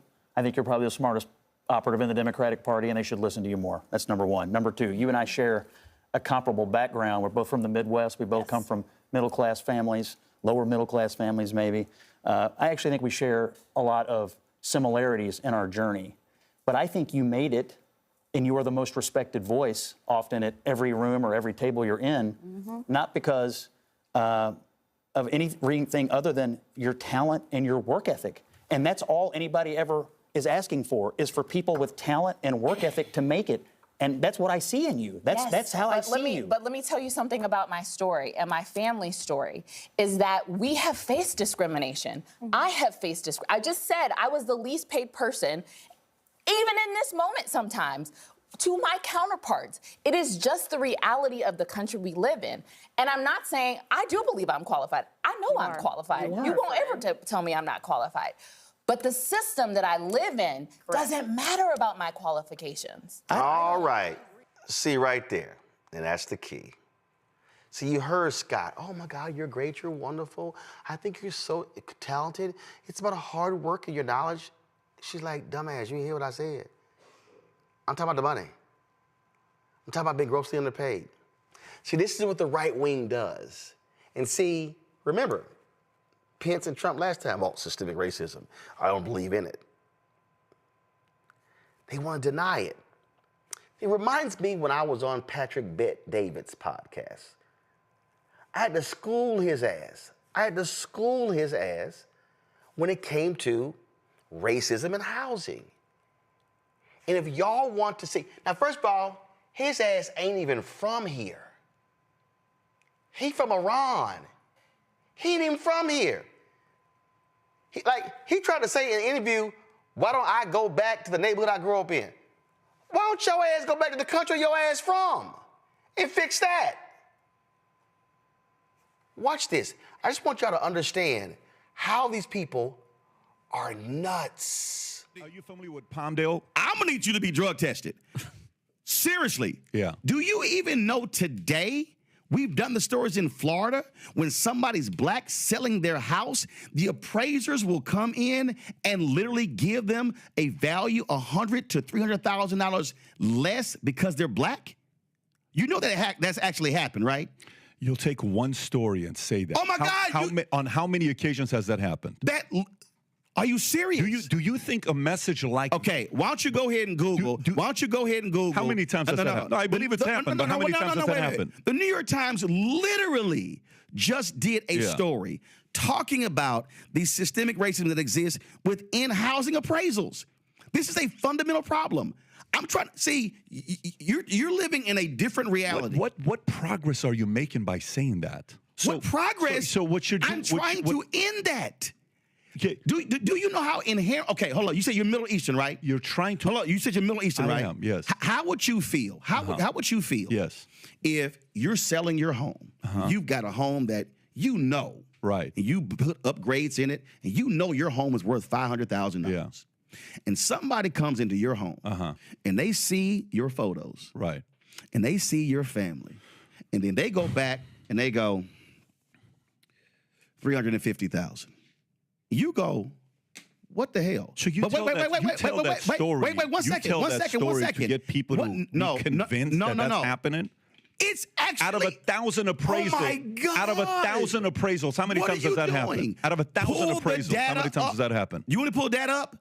Tell you want me. him to pull that up? That's your world, though. Out of 1,000 appraisals, how many times does that happen? Let's just say it happens. It is a significant issue in America. Oh my God! And wait, one second. And then when the woman, a black person should not have to remove their photos from the wall and remove black art and remove black books to have a white appraiser then come in and go, oh, it's actually 550. So one second, because I'm going to show you how it impacts generationally. Here we go. So when you follow me here, because this is housing in America. When you then get that lower appraisal, you then cannot sell your house for the higher value, which then means you are not then taking those proceeds and being able to invest, being able to send your kids to school. And what I'm trying to explain to you is there is a world out here that for some reason you're like living in Unity world that ain't the real America. Brother, you have the wrong guy. And I'm trying to get rid of that stuff. You have the wrong guy here. You have the wrong guy. I'm trying to get rid of it. Okay, good for you. I am as well. But you have the wrong guy here. And here's what I mean by that. So when you ask the question, what do you do if they appraise your house $350,000 less, right? That's your question. Okay. I don't see myself as a victim. I stopped looking at myself as a victim a long time ago. And by the way, being Armenian and Assyrian, you know what a lot of people in the Armenian community do? You know what a lot of people in the Armenian community do? They sell victimhood mentality. I'm raised with that, which is the statement of mechka. I know you don't know what the word mechka means. Mechka means, oh, poor Roland, oh, poor PBD. I don't see myself as a victim. And the other part is when you use one story as an example to divide and get people even angrier, because out of 1,000 appraisals, this happened one time, I don't think you're unifying when you say a statement like that to say, hey, this is what's taking place all the time. But going back to it, so you left because you wanted better economic situation for yourself. Listen to what you just said. Again, I'm having a hard time listening to what you just said when you're saying it's so fundamentally flawed because when you say, "Oh my God," you see yourself as a victim. You do. No, you're selling it as a victim. No, I'm not. What I'm selling is a reality. What I'm selling is when this is again. Since I guess you couldn't pull it up. Okay. Oh, he did pull it up. Okay. The Biden administration, the Federal Housing and Finance Agency, released 47 million appraisal reports to the public for the first time. The appraisals, which were compiled between 2013 and 2021, present evidence of a persistent, widespread practice in the home appraisal industry to give higher values to homes when the occupants are white and devalue them if the owners are people of color. That's such bullshit. That's such bullshit. You know why? Hold up. Let me tell you why that's such bullshit. They actually took the reports and showed the data, and now you call it bullshit. Of course I call it bullshit. So you asked for the data and the facts. No. And now you give your opinion because you don't like the facts. Bro. Come on, man. Do you run a company? Yes, I do. Okay, so when you run a company, how much shit can I find in the OPEX? How much in the what? With OPEX. When I go into my balance sheet and I look at my expenses, my monthly expenses, what I'm paying for, rent, employees, benefits, workers' comp, I can give a number and say, we lost $280,000 this year. And it's like, oh my God, we lost $280,000. And then I open up the balance sheet and then boom, I'll see you're moving your face like you don't know what I'm talking about. First of all, when I see a data like this, tell me the whole story. To jump to conclusion with something like this without seeing the entire story, It's ludicrous to make a comment like that. But analyzing the millions of appraisals by using census tracts as a proxy for neighborhoods and comparing communities with nearly identical housing stock, two researchers found that the results showed a clear correlation. The higher the proportion of white residents in each community, the higher the appraised value of individual homes. They compared similar data. See, again, you want to reject the facts. And what I'm trying to explain to you is I am refusing to constantly have people give data without me having access to the entire thing for their own benefit to divide So what you're saying is, in order for you need access to the 47 million home appraisals. I'd love to see yourself. I would love to see it. Okay, guess what? It's a federal agency. File a FOIA. I'd love to see it. File a FOIA. But here's follow what? A FOIA. Okay, so I'd love to see it. You know why? Here's the part. How often do you see data being used and we don't know the whole story? Both sides. How often? Well, first of all, we see data out there, but what I'm saying, I'm looking at data, actual data, and I'm also looking at a reality. And here's what I'm saying to you. And again, this is what you, for some reason, you're not fully accepting. What is the most consistent way Americans have been able to actually build wealth? It has been through housing. That's been historical. And when you are black in America, this is not an opinion, this is not a perspective, it's a fact. What we have seen is when you have been unable to enter the housing industry, meaning covenants saying you can't sell to black people, then when you actually buy a home and they've been grossly undervalued, that then limits you from being able to sell your home at a higher value and now take the profits and then create a business and then be able to send your kids to college. And what I'm saying to you is when that has been persistent, when you look at the appraisals, one, when you look at inability where you're buying a house, two, all of a sudden now you see a clear way how African Americans have been impacted, not historically, but still in present day. And what I'm saying to you is, whether you are Democrat or Republican, I want that to change because what I want you've had 53 years. So come on. So I want y'all to understand. Y'all heard all that. See, I wanted to play that for a reason. Because, see, even when you present the facts, well, I need to see the data for myself. I need to. I don't believe that. I mean, you're bringing up just one example. I mean, I don't understand what you're doing. They are living in an alternate world, y'all. They are. When you show the data, how much a black man makes compared to a white man? Oh, well, you know, well, education. Now, the brother or the sister got more degrees than the white guy. Oh, well, what? You mean tell me that there's data that shows that the average black college graduate makes less than a white high school graduate? Oh, well, I don't, okay, dang, now I got to figure out, but this is the game that they play. And then with a Scott Jennings, well, man, I think you're wonderful. You're talented.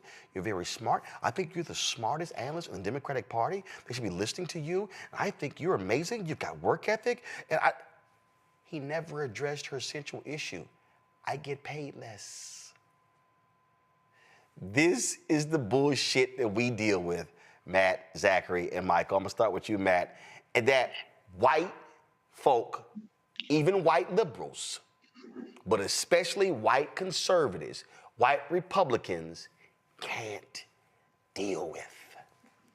Ashley was on point, and MAGA, they can go to hell for attacking that sister for trying to educate you idiots. No, it's not that they can't deal with it. It's that they won't deal with it. And what Scott Jennings did is what we see them do every time. They try to tokenize one person without looking at all of the phenomena, right? What did he do? He started lauding her and about how she's great and all that. She's talking about something that we all experience. And instead of addressing that issue, he decided to say, but you're my friend. You're cool. You're good, right? We are not judged on an individual person. We're judged across how our people are treated. And if we are getting paid systemically less than everyone, that is a demonstrably true phenomenon that's provable by evidence. And it doesn't matter how Midwesternly genteel and saccharine sweet you sound when you say that she's A-OK, Scott Jennings, when she's talking about a phenomenon that is easily provable. It's not that they won't or they can't deal with it. It's that they won't deal with it. And to that particular that they won't deal with it, Michael, here's Frank Luntz trying to white mansplain how folks in my focus group, they just don't want to hear these things because you make them feel bad. Listen. These people, I focus group them, and they are really, really tired of being accused of either racism or sexism because they voted for Donald Trump. And it's one of the reasons why so many of them did. I sat on this stage with you and got chewed out when I suggested there's a better language to reach out to voters, that the Harris campaign is missing what they're looking for. And I say the same thing here. Americans just want to be Americans, not hyphenated Americans, not female Americans, Black Americans, Jewish Americans. They just want to be Americans. How do you think it makes people feel, Black people, women, any person who has immutable characteristics about themselves, to be told every time that something happens that because they exist in a particular role, it is their fault? How does it make them feel? How does it make people feel when they're told that they're a racist? No. I mean, answer. But answer my question. I am, because these are predetermined considerations. But no. You're telling me I'm calling. Do you want an answer? Well, you're not answering my question. You're telling me. Yes, I'm trying to. You were telling me that your response is in bad faith. I mean, what she is saying is something you're not responding to because it doesn't address why Donald Trump immediately went to DEI as an explanation without any evidence whatsoever for what looks to be an inexcusable and certainly a very devastating and tragic plane and helicopter crash a couple of days ago. And instead, you pivot to talk about how terrible it is that some people who voted for Donald Trump are being called racist and sexist. You're refusing to grapple with. It was actually a 10-minute segment, and there's no way in hell I was going to play all 10 minutes because, I mean, that bullshit gets on my nerves. But, Michael, this is the fact. White folks in this country, especially white conservatives, oh, my God, you're saying these things to them, and we're Americans, and we're not hyphenated, all this sort of stuff. Well, they don't like hearing bad news. That's why in this country, we've always had to soften our tone, change it, because we gotta talk about these things to make white people comfortable, to make them not, no, but that's not me. That's why DeSantis and the Republicans changed the law in Florida, where if you bring up sensitive historical facts, and if a white person feels uncomfortable in the classroom, then the conversation has to stop because I'm uncomfortable. I feel like I'm being attacked because of the Scottsboro boys. feel like I'm being attacked because 4 little girls were bombed in a Birmingham church. I feel like I'm being attacked because Black people were beaten and killed. I feel like I'm being attacked because white people lynched Black soldiers in their uniforms. I'm being attacked because we literally had an institution called slavery where we debased, dehumanized, and murdered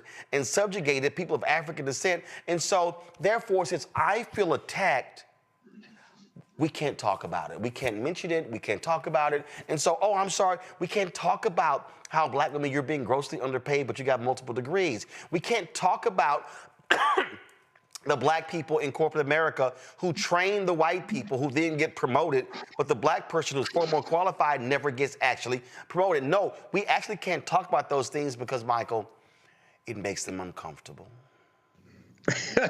Well, you're going to stay uncomfortable when I speak. So not only multiple degrees, but more student loan debt. And part of Project 2025 is to eliminate student loan forgiveness. Okay, and so you're not going to have the student loan forgiveness under the Biden-Harris administration you're not going to have that under the Trump administration that you had under the Biden-Harris administration. But the comments here about Scott Jennings, and I can't stand Scott Jennings. I can't. I see him sometimes on CNN, but what he did was he does what Republicans and Black Republicans always do when they are backed into a corner. They never focus on the pattern. They always make it an isolated incident. This comes straight out of the Republican playbook, okay? So he talked about, he's basically saying you're one of the good ones. That's what he said. Yep. He didn't want to deal with the fact that Black women make 69 cents on the dollar that the average white male makes, and it takes the average Black woman 20 months to make the same amount of money that the average white male made the previous 12 months. And that accumulates over 40-year working lifetime, 40-year working career, almost $1 million in lost earnings that African-American women lose out on. That's because of racism. Racism is a system of advantage and privilege distributed based upon race. And this is why Black women's equal pay day exists. It happens in August. So when you look at the facts on this, and CNBC.com has an article, Black women make nearly $1 million less than white men during their careers. This is from August 3rd, 2021. Go deal with the facts on this. So, and this is dealing with economics. They don't want to deal with economics because the whole purpose of racism was to maldistribute wealth, power, and resources into the hands of Europeans. And they are reconsolidating that in this whole backlash that we see, the attack on DEI, rescinding affirmative action. This is countersetting the racial reckoning that took place after the death of George Floyd. And they said, we're done with this. Donald Trump is back in office, and they are putting in place Project 2025. Hashtag we tried to tell you. Zachary. They are feeling bad because they feel guilt. And the guilt hurts. The guilt hurts. It's what their ancestors did to our ancestors, and it's what they are doing currently to us and to people like Ashley Allison, who is one of the most gifted and talented journalists that we are blessed to have on our television screens. Not only is she a phenomenal journalistic personality and voice, but she is an entrepreneur who is fighting and combating misinformation and disinformation in the Black and Brown communities through Watering Hole Media. I'm a huge fan of Ashley, not of CNN, I prefer, Roland Martin, Unfiltered, and Black Star Network any day of the week. Everything that Michael said, I once again want to reiterate, hands down, this is all laid out in Project 2025. If you would have read it, if you would have just, or not read it, look at all of the content that was being pushed out all across social media platforms about this, you would have seen that the plan is to not only take away opportunities for minorities to go to college, but to take away that funding, to take away Pell Grants, to take away student loans. All of that's in the pipeline and probably going to come down on us so that we will be able to, or be forced back into the Black jobs. They don't want us in the C-suites. They don't want to see our faces in the workplace. They don't want us represented. They want us in those fields working what they determine to be our Black jobs. And we have to do all that we can to educate our people and encourage our community to fight back through the available means to ensure that that day doesn't happen. We have earned our place. Where we are, what we have earned it. We have over-earned it. We are oftentimes, just like Ashley said, underpaid, undersupported, and underfunded, continuously and consistently. DEI didn't give us any advantages. All it did was give us due consideration. DEI did not give us any advantages. All it gave us was due consideration. The reality, what's this? What does it say, Matt? I don't see color, Roland. I don't see color. How often do you hear that? Oh yeah, which is first of all, I don't see color. Yes, you do. Yes, you do. You see color, and you think I'm the Black that's acceptable. I'm okay, right? You're the one that's all right, Matt. Doesn't matter how we treat the rest of them. You're okay. That's exactly what you saw Scott Jennings do. You're the Black I'm okay with, Ashley. That's what we're seeing. And that's the whole trick of the colorblind society. Dr. King wasn't fighting for a colorblind society. He was trying to dismantle white supremacy and racism. He was very proud to be black. He talked about that before. He said be black and proud. What they tried to do, what Donald Trump said on January 20th at the when he was inaugurated, is going back to a Supreme Court ruling that Clarence Thomas made. He made the majority decision on it. I forgot the case. But it was an argument between Clarence Thomas and Ketanji Brown Jackson, and he was talking about a colorblind society. And this is the language that these conservatives latch on to. We want a colorblind society, merit-based, so we're going to get rid of affirmative action and DEI, and everything's equal. That's all. I want folks, again, for all these folks the Scott Jennings of the world, and the Frank Luntz of the world, and the Patrick Bet-Davids, here's a perfect example, a study that was done last year. White-sounding names get called back for jobs more than black ones. This is from NPR. It's dated April 11, 2024. It said 20 years ago, 2 economists responded to a slew of help-wanted ads in Boston and Chicago newspapers using a set of fictitious names to test for racial bias in the job market. The Watershed study found that applicants with names suggesting they were white got 50% more callbacks from employers than those whose names indicated they were black. Researchers at the University of California, Berkeley, and the University of Chicago recently took that premise and expanded on it, filing 83,000 fake job applications for 11,000 entry-level positions at a variety of Fortune 500 companies. Their working paper, published this month, entitled A Discrimination Report Card, found that the typical employer called back the presumably white applicant around 9% more than the black ones. That number rose to roughly 24% for the worst offenders.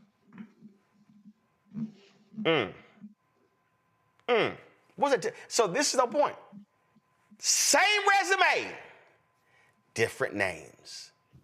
Mm-hmm. That's what Ashley Allison was trying to explain to those idiots, that you can be black and you can have 5 degrees and you can have a law degree and an MBA and they will underpay you compared to white counterparts. And here's what's crazy. Happens to white women. I remember there was a woman who went to seminary and applied for a job at a Southern Baptist Convention church. She was a single white mother. And there was a white man who applied for a job, and the church literally told her, she was already there, the church told her that they were going to pay the white man more because he was married and had kids, and she was a single woman. Not, are you doing the job? Not, are you a hard worker? Not, are you competent? No, he's a man with kids and a wife, and you're single, so you don't actually need as much money as he does. Those folks don't want to hear that. And what Frank Luntz, of all people, let me be real clear, this is the same Frank Luntz who, through his focus groups, focus-tested racial language. Frank Luntz, frankly, should never be on any cable network because Frank Luntz is part of the problem with today's politics. And he's actually talked about it in the past. It was his focus groups. How do we craft certain language that will get these white Republican voters to support or oppose certain things? He's part of the problem. And so when he sits there and goes, well, in my focus group, they're tired of being, that's just toxic language. They're tired of being called those names. Let me just say this real quick. If you are a Donald Trump voter and you're MAGA Republican, and you're tired of being called racist and being called sexist, why don't you stop supporting racists and sexists? What a novel concept. Sonia Massey's family has reached a multi-million-dollar settlement with an Illinois county following her fatal shooting by a white sheriff's deputy in 2024 after extensive confidential discussions between county attorneys and Massey's family lawyers. Sangamon County officials negotiated a $10 million settlement through mediation. The 36-year-old Massey was shot and killed in her home near Springfield on July 6th of last year. Sangamon County Sheriff's Deputy Sean Grayson and other sheriff's deputies responded to a call about a possible prowler at her home. She called. Grayson shot Massey when she checked on a pot of boiling water in her kitchen while saying, "I rebuke you in the name of Jesus."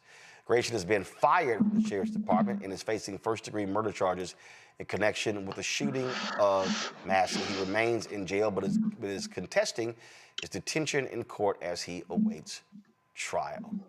Folks, let's go to our Black and Missing for today.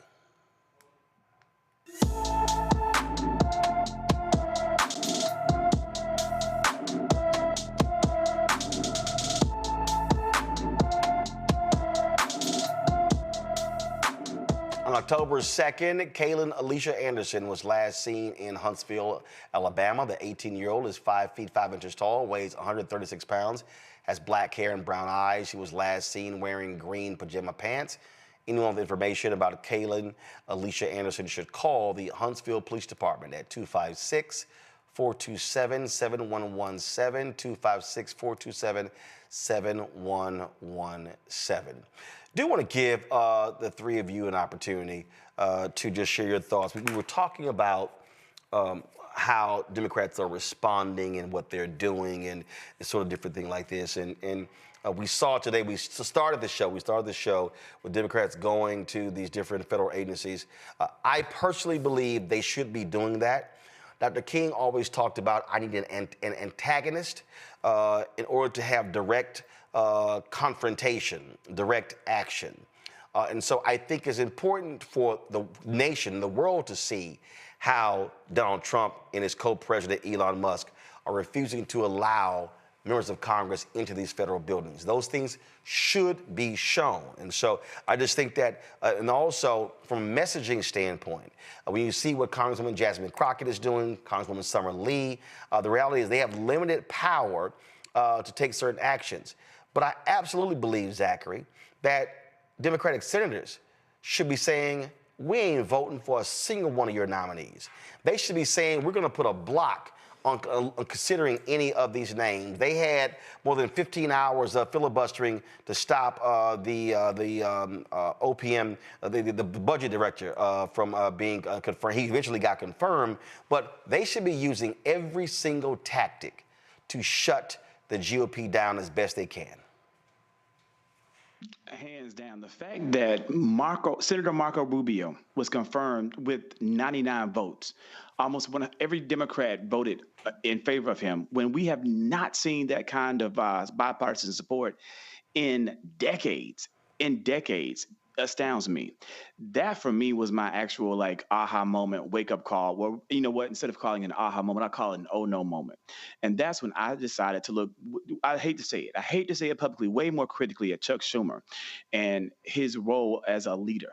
And he's completely kind of proven his lack of spine and that he really is that spineless Democrat, and how he has been responding to this moment. This is a moment that the American people need Democrats to step up in the exact same way that we have been seeing Representative Jasmine Crockett do, in the exact same way that we've seen Maxwell Frost do for Gen Z. We need to see our senators do the exact same thing. And for Chuck Schumer to be the leader, the Democratic leader in the Senate, and to be unable to understand this moment, it really does. It's disappointing. There was something that Karen Swisher said. Kara Swisher. Give me 1 second. I'm going to pull this up. And I really think this is important, Matt. And we've talked about it on this show numerous times. But this is her on CNN, and she talked about normalizing. Listen to this.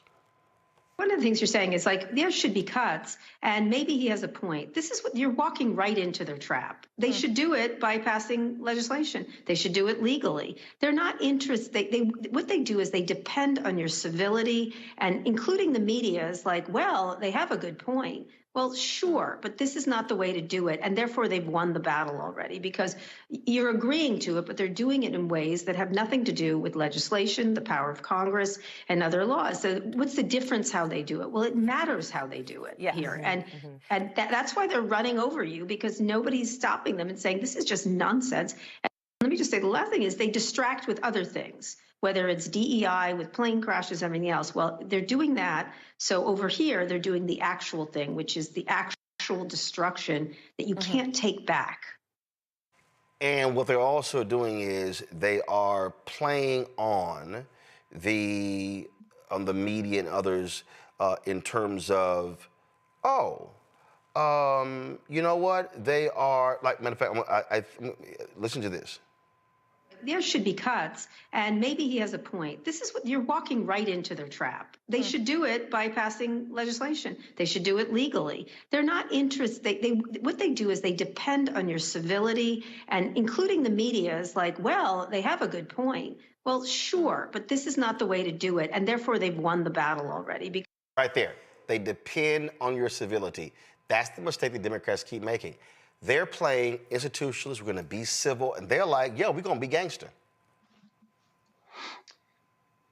There's no greater motivator than fear, period. And our government is not afraid of us, period. And that is why they are dismantling the government before our very eyes and allowing pushing us into the point where we're trying to rationalize it and, try to fit it into this box of civility. That is not going to work. It's not going to work. Now, don't get me wrong. I'm not calling for anarchy, but I don't understand how we as 334 million Americans are being held hostage by two dudes. I sent Carol an article from Wired, and the article says the United States is not a startup. And that's what Elon Musk is trying to do. He's trying to run this like a private business, whatever they say. What is it? Run fast and break things, or whatever the little saying is, right? It's not a startup. This is the United States government. So when we're talking about, various agencies being dismantled that affect essential services that people rely upon, like that's the thing that I don't understand from the standpoint of, even if you're a Republican, even if you're a fan of small government, the idea that the government is being dismantled, just the basic essential services are going to be dismantled, extraordinarily concerning to everyone across the political aisles. Right? Theoretically, you can be a person who is a conservative, but who does not like the idea that the Constitution is being run roughshod by people who don't even have, an obligation because they're elected. Elon Musk, folks are not elected. They're tech oligarchs. And the problem is this government is going to be, completely eradicated down to the studs, just like this article says. They're going to rebuild it in their image in the way that is advantageous to them. And in the meantime, we're going to sit and debate every finer, granular issue of political strategy on how to approach it within the normal confines when they are not playing the normal game, right? It's like the kid, when you play a game with the kid and they just refuse to abide by the rules and they do whatever they want, they declare themselves the winner. You either don't play with that kid, or if you end up having to give them the smoke, you give them the smoke. That's where we are. We cannot use the same mechanisms we normally use. And, I know I sound a little Don Quixote-ish, but I have no other way to say it beyond we are having two different realities. There's a reality where they are going in and looting the government, and we're sitting around hoping that they stop doing it. I don't understand how two dudes are holding an entire country hostage. I don't understand how there are not hundreds of thousands of people outside 1600 Pennsylvania demanding different action. Frankly, I don't see how we as a society allow this to continue happening. Well, and maybe there's something I'm not considering, but look, they voted for this crap. Look, again, it ain't like, Michael, as we keep saying, it ain't like they didn't tell us. They told us, but And then he denied it. Well, I don't know anything about. I know nothing about Project 25. I don't know anything about that. Whatever. And again, and so that's why you see these people. Well, we didn't think he was going to go this far. And here's the deal. Listen, unlike last time, ain't no third term. So there's no, oh, I can do whatever. Y'all can't do nothing to me. And by the way, y'all impeached me twice, and Republicans didn't convict me at all. So I'm good. When you give somebody that kind of power, a fool like this, he don't believe in lines. He believe in obliterating lines. Forget crossing lines, going to the edge. Nah, he like, yo, I'm about to hop, skip, jump, parachute, bungee jump the fuck over these lines. Yeah, it's so much here. It's the one of the biggest difference between 2016 and 2024 is that in 2016, Donald Trump did not think he was going to win. So there was no plan. There was no plan in place.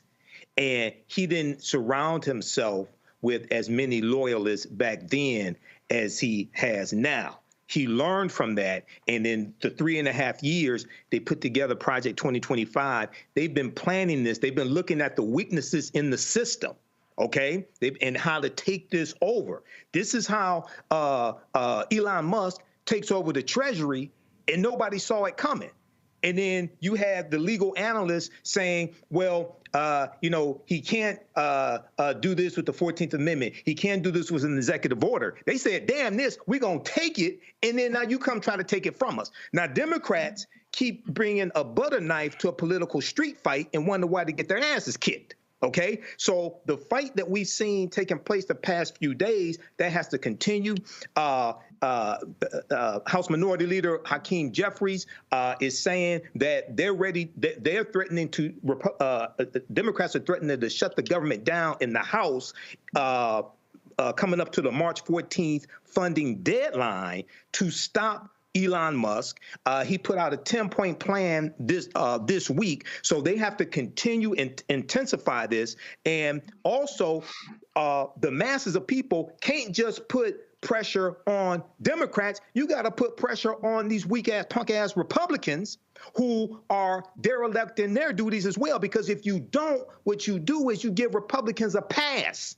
If Republicans don't feel any pressure from any people who they represent, they'll just keep on doing it, okay? And people, this past Wednesday, you had 50 protests around the country, many of them at state capitals. They had the 50-51, 50 protests, 50 states, one day. That was organized by Indivisible. Yeah. So a lot of people are downloading that document again like they did in 2016 and organizing as well. But this has to intensify. But, this is what we warn people about. Yep. And this stuff is happening faster than a lot of us thought it was going to happen. Well, again, and folks, go ahead, Matt. You know what's going to happen on the 4th of July? They're going to start talking about how this country was taken from tyranny by the American founders and how we should laud them and lionize them again, right? That is our core American ethos, that annually, July 4th, what do? We go out and talk about how they took this country from King George and they planted their flag. How are we allowing a tyrannical dictator who says he's going to be a dictator on day one, who will probably be talking about a third term sooner than later? I'm sorry, Roland, I disagree with you on that. I think that's absolutely what's coming, unless he's too old to continue on in the office. And we are acting like we're not at that point in terms of our democracy, our purported democracy. The idea that there are not people in the streets, like, you cannot just take the government from us, I don't understand. I really don't. And I don't know if it's just fear of discomfort. I don't know if it's fear of reprisal. But I know that 334 million is more than 2 mathematically. And how we have not become, pushed to action in a greater sense, I cannot understand it. Well, I don't think we have any political, normal mechanism to fight back. And that's why. But that's why I don't want to hear that shit. I'm tired. I mean, it's tough. No, this ain't the moment to be tired. Real quick, Trump has revoked President Joe Biden's security clearance. He said, quote, Joe, you're fired. And then this idiot has appointed himself chairman of the board of the Kennedy Center. He's fired all of the board members, even though he actually can't do that. But again, he thinks he's a king. That's what happens. Right. Gentlemen, I appreciate it. Zachary, Matt, Michael, thank you so very much. Hey, folks, we do our best to cover all these stories. It's a lot of stuff I didn't get to. Understand, this stuff is real, what's going on.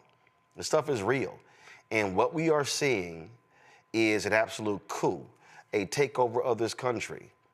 And if you are going to sit silently by, that's all up to you. We won't. We will speak truth to power. We will call things out when we see them. We will show you what the facts are and what needs to happen.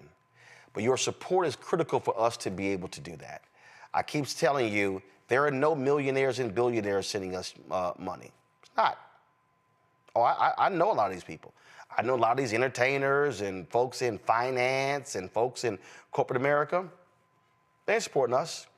Now, when they get in trouble, I get a text. Hey, can you talk about this? Can I come on? They're not supporting with their resources. And so I appreciate every single one of you. I see some folks who are in our chat. Brother said, man, I sent my $50 in. I appreciate y'all who do it because the work that we are doing is so vitally important. We're rolling out a test show next week. I can't wait till you hear it. We're going to have new episodes of course, Balanced Living, new episodes of The Black Table. I'm looking to launch a business show. So we are all about the focus of covering the news and the issues that matter to you. So we want you to do us a favor. And it's very simple. 20,000 of our fans contribute on average $50 each. That's $1 million a year. That is absolutely vital, important for us to cover expenses, for us to be able to travel, for us to be able to be on the ground. Because listen, I'm not trying to sit behind this desk or sit over there every single night. No, we know we're gonna have to be out there covering the stories, going to cities and towns across this country like we've done over the last 6 years. So your dollars absolutely make that possible. So if you want to give via Cash App, remember Cash App has closed down all of our accounts because they changed their rules when it came to the type of companies. You can only have an LLC. Well, we are an Inc. So we're not an LLC, and so that's why we had to shut those down. But of course, we figured out a way around that. If you want to give us via Cash App, use the Stripe app. The QR code is right there. Very easy and simple to use. If you're listening, go to theblackstarnetwork.com to check it out. Send your check and money order, P.O. Box 57196, Washington, D.C., 20037-0196. PayPal, R. Martin Unfiltered. Venmo, RM Unfiltered. Zelle, RolandSMartin.com, Roland@RolandMartinUnfiltered.com. Don't forget, you can download the Black Star Network app, Apple phone, Android phone, Apple TV, Android TV, Roku, Amazon Fire TV, Xbox One, Samsung Smart TV. Also, get our merchandise. That's right. Our 2 shirts right now. We got other merchandise you can get, but hashtag, we tried to tell you, FAFO 2025. Also, don't blame me. I voted for the black woman. Go to RolandMartin.creator-spring.com, RolandMartin.creator-spring.com, or go to theblackstarnetwork.com. You see the QR code. You can use the QR code right there as well to access that information.